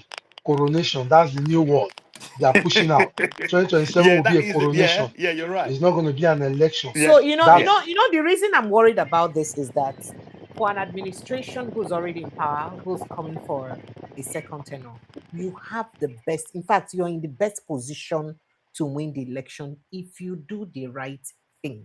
But nothing was done. Yes, I'm coming. You're in the best position. We shouldn't be talking about you attacking opposition. We should be looking at you campaigning based on the works you've done. By now, your work, now Nigerians are supposed to use your work they spread. Why is it that majority of Nigerians, on the streets of Nigerians, majority of them are not talking about the good work the present administration is doing? To buttress your point, Madam Precious. I'm coming, please. I'm coming, sir. The only thing people on the streets are saying, most of them will feel frustrated, like, hey, go still join, he go still enter, no matter what we do, he go still enter. Not because they are happy to have him there, because they know that he's done so well to get him back. And why do we make it look like a second tenure is something that is a birthright? Whoever says a second tenure is a birthright, when your first tenure have thrown a lot of people into hardship and poverty and all of that, should you not be looking at things that you can do within the next? You still have about 6 months, or okay, let's say like 4 months now or so, to try to at least do some things that would make people gain the confidence of people. You don't start with Nigerian Army, though. But the problem where they get be say with the Nigerian Army, the increase that you've increased your salary today, if you look at the value of the salary you've increased today, and the value of what they were earning 10 years ago, what they were earning 10 years ago is still better in terms of value of what it can do. Better than the increment you just increased it today. That is the problem. Sorry, Mr. Ken, let me let because you he's willing to use Let's them. He's also preparing to use remember, them. He's Madam done that. Precious, one of the good examples of what you're talking about. Have you heard anybody shouting in Abia again? Because the job of the guy speaks for itself. Do you understand? So why can't all of them are really ashamed, because I expect that the presidency should not, instead of them to be busy talking about Atiku Abubakar, Peter Obi, and the rest presidential candidates, be busy campaigning yourself based on what you have done. You know, what are those works you have done? What are the lives you have changed? Where are they? Yeah, all the people in Abia have gone quiet. They are all focusing on the federal now, because they know that the people are ready for them. Anything you want to say, there is evidence everywhere. You know, and you see the level of impunity that they are carrying on. They are ready to announce election results in Osun by 12 o'clock when people are still voting. That's the kind of desperation that they are going about. But they see that those guys are also ready for them. The mobilization is high. So either they lock their account or not. There's enough mobilization for that governor to carry on with that election. But it's the impunity of how you're going to seize a state governor's money when Ekiti that did not even do 10% of development in the state, you allowed him to be sharing bread on the day of election. And let's not forget, you mentioned about this military money. I remember they told us they've increased their money since January. Not until the wives of the military started shouting that it's audio money, that they now came and signed it into law. what a country. It is absolutely sad that at the verge of election you are so desperate, and you see all of them. They never come to the TV to tell us what they have done. They've shouted nail phone. People have given them all kinds of excuses. They stopped nail phone. Now they're telling us it's a coronation. It is sad, really, really sad. Thank you so much. I'd like to say thank you to everyone. And for some people who may think that, majority of Nigerians may actually be enjoying what's going on, please go to the streets. Don't be in abroad and be thinking that Nigerians are doing well. I'm sure you have family members. I'm sure you have relatives. I'm sure there are more people taxing you today than they were taxing you yesterday. So please go out to this. Go and talk to real Nigerians. I am not saying this because of the circle that I'm around. I go out every day. I'm a regular woman. I go to normal markets to buy things. I do that deliberately because I like to feel the pulse of people. I like to live my very normal life. I don't even like, even though I've been in the media for a long time, I don't like the fame or popularity or whatever that comes with it. So I still like to live my normal life. I talk to normal people. I go to places where normal people go to. I buy corn from the roadside. I do things the normal way people do it. And I have normal people around me. And there are people suffering. And if you say that people need to suffer, make I wish you all the suffer. Everybody we don't die as a result of hardship or pain or avoidable deaths because of this administration. I wish you that their death. I wish you their suffering. If you think that it is fair, it is really unfair what is going on. We know that life itself is not fair, but we should have government that could do better. All the money we spend for inside this election, what happens to spending it to better the lives of Nigerians? I had mentioned before that the number of buses that we're using for campaign, if we had used half of that buses and turned them into ambulances, more lives will be saved in Nigeria. How do we prioritize to give buses to campaign leaders, but we cannot set out buses for ambulances to save lives? What kind of a country is that?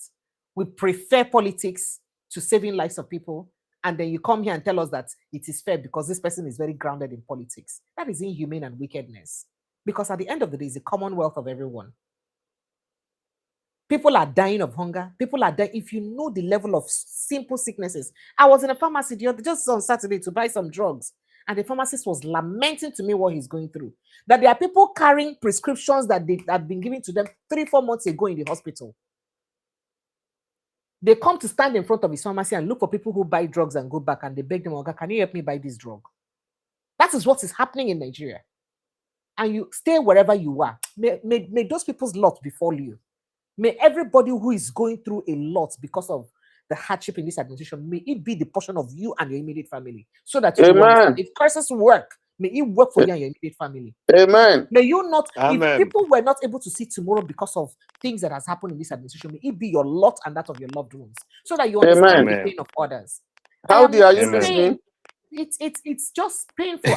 Government can be a bit more empathetic. That's just the point. How do you say amen? They can be a bit more empathetic. See why he will never say amen.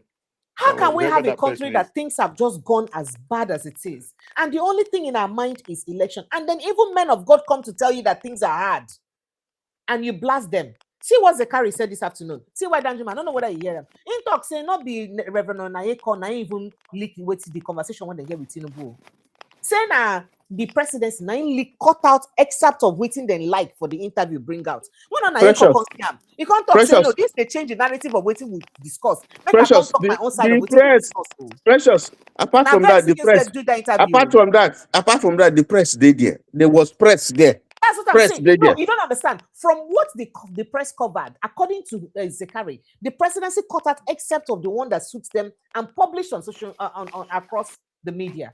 So it was when Onayekan saw that he's changing the narrative as though the Catholic bishops come, they can't do. Onayekan said, no, not be what we discuss with this. That's why he Precious is a fake government. There are fake government. Why do we like to deceive people? What is going on? There are fake government. They never won the election. They stole it.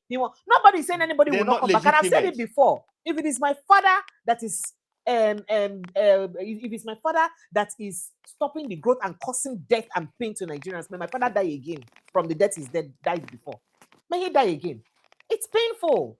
I don't know how people have the heart to see things going wrong and we encourage and support it because we support a candidate. Fake government.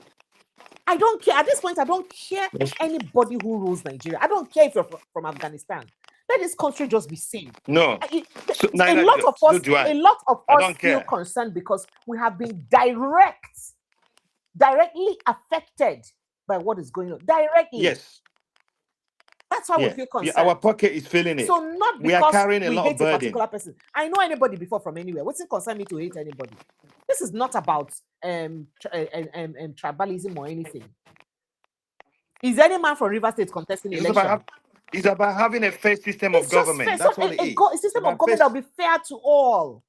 That will be fair to all. How can you see people going through the worst hardship? I don't care where you come from. And it doesn't bother you. We don't have functional ambulances. My father died because of lack of ambulance. Because we could not get access to ambulance on time. People die avoidable deaths in Nigeria, but yet these same people in power, once they have a dick, they fly with the next flight. And what is their source of wealth? How did they become rich enough? And all the olodos that are supporting them will not have anything to say. I don't want to insult anybody this evening. You support rubbish? What was their source of wealth? We know Dangote's source of wealth. We know other people's source. Wait, how did they get rich? Who were their father? What is the business they did? How did they get rich? Is being in government a source of wealth? In a sane country, can you put out that as something that is a source of wealth? People are dying. And this is not just in Lagos State, across the country. And just so you know, it is a policy from the federal that affects everybody. If there's an economic policy from the federal that is affecting anybody, there's nothing a state government can do that can outturn it. Yeah, that's You're correct. here behaving like carry your trap and chop and eat and swallow now. You're coming to do that's a fair point. At this point, are we not going to be better if we invite somebody from Iraq or Iran or Afghanistan to come and rule us? And then we know we have, if Dubai itself can conquer Nigeria, better pass. At least if Nigeria did like Dubai, we'll go happy. What is all of this? And people are here doing all of this they're doing. All what we care for is for this country to be reasonable. If you see the number, see where I told you, I have paid 3 school fees. This is August. 3 against September. There was a family that their child could not go to school. Their children could not go to school since January till now. I was like, no, I can't stand it. I am not the president. And they will just waste money on frivolities. How can we be printing phone to give to people? The money we spend to brand most of those items could help a lot of lives, but rather prioritize to use it to do politics than to better the lives of Nigerians. That's why I said that Nigerians don't even understand the simple context of social contracts. They don't even know that this government owes them. That is any government in power, from the local to the subnational, the local to subnational to federal. They owe them a duty, a responsibility to be accountable. I been making an vex here. I don't talk this kind of thing. It's just annoying because it takes you to be in this country for you to understand what the reality of what people are going through. There are people, and you know the worst thing, T.Y. Danjuma. This thing has so much.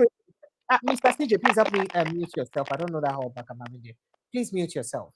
This has so much ripple effect that, do you know that because of the hardship, say Nigeria say we did so wicked and mean to ourselves, and we're so greedy. Because of what's happening, right? Because of the hardship. Because manufacturers need to meet up. These people are adding a lot of rubbish in the things they manufacture. People are dying and having all sorts of kidney sickness. How can somebody use formalin to store fish? Put chicken. People are dying because of all sorts of wickedness. Anybody wait tell me nail fund? They're going to kill you and nail fund. How much was school fees before Tinubu came into government? How much is school fees now? You're telling somebody who's I did like say I wear Pampers. You should have come and touch if I was wearing Pampers. Something is wrong with you. People could go to school, afford school fees before this administration. Now you come and increase school fees and give them loan that they don't know when they can pay. And you're telling me there is no fund. It's illiterates like you that they can use those things to deceive money. So as I was saying, there are lots of adulteration of what do they call it, products in Nigeria. So much people are dying. Fake drugs, fake foods, fake everything. I am scared of buying food now in Nigeria. In fact, not only the normal local food now they chop, the normal yam and other things. Fear not let me buy any packet goods. There's so much fake thing, and we have Standard Organization of Nigeria. We have regulatory bodies. Where are they? Where are we they? have regulatory bodies, and these things are passing their way, are finding their way into the market. If you know the level of kidney diseases, ask yourself, anywhere insecurity, all of these things thrive. People, it is survival of the fittest. People will look for a way to survive. And that survival will lead to a lot of criminality, one way or the other. Precious, it's sad. It will lead to a lot of criminality, one way or the other. I don't understand. People are dying. Do you know how hard things are? Do you know how difficult things are? I beg, make on no vex and make a tell on a good night before I now overspeak my boundaries. I like to say thank you to everyone. You don't try. You don't try. It's painful, and I just can't wait for this. I feel bad every time I see people go through the things they're going through. There's a lot happening. There's a lot happening that I cannot even say. There's a lot happening that I can't say. Half of what I know that is happening, I can't say them because I try to, manage the situation. But it's painful. And then if anybody, for those of you who are close to this president, who are close to the administration, who are supporting the administration, please tell them the truth. That whatever the bishops of the Catholic Church told them is the tip of the iceberg compared to what actual Nigerians are going through. People are going through a lot. They know the truth. They know people the are truth. Going through a lot. They know. And it's wickedness to know. If they know, then it's an act of wickedness to know and then politicize it and make it like it's that is it. They know the truth. It's not fair. Sometimes you see them, they see them, they accept, say, okay, we know things are hard, but we are trying. They know. You can't say they don't know. Forget about it. You see, Precious, make you go sleep, I beg. Just go and sleep. Just go and sleep. Thank you. Thank you so much. I appreciate it. Good night, Mother. All right, thank you, everyone. So please kindly like and share, subscribe. I had other things I wanted us to discuss, but it's gone past time. So let me just let it be. Thank you so much, everyone. I love you guys. I appreciate you. Tomorrow, hopefully, with Dr. Kaj. I hope he's sounding great now to join us tomorrow. It'd be great to have him tomorrow. There is a lot here. There's a lot to have to talk about concerning. I don't know if anybody saw what Coach Cherry said about the seaports and all that. I would love for us to look at that conversation. Did anybody see that video from Coach Cherry's? Yes. So I'd love to also. No, I haven't seen that. Okay, I'll play it tomorrow when Dr. Catch comes. Yeah, play it tomorrow. Yeah. Thank you. I appreciate you, CJ. It's always a pleasure to have you. Take care of yourself. We can only take the host to the stream. We can't force hosts to drink water, right? Thank you. We talk to the people, we preach the good gospel, we say the right things, we do the right things, and hope that everyone else will, join the trend. But if they don't, we've done our best. And hopefully we just hope that our best will be good enough. So keep up the good work. I really appreciate you. Thank you so much. Thank you so much. I appreciate you, CJ. Always a pleasure to have you here. Thank you. Good night and God bless you. All right. Nigerians, please, thank you so much for joining us. It's always a pleasure to have you. Above all, please protect your mental health. Protect your mental health. People are losing it even. Protect your mental health. I love you guys. Please like and share. Let more and more people see what we're talking about here and what we're doing here. Talk to your people, educate them, let them understand what governance mean and what they're supposed to begin. I'll see you tomorrow evening. God willing. Good night and God bless you.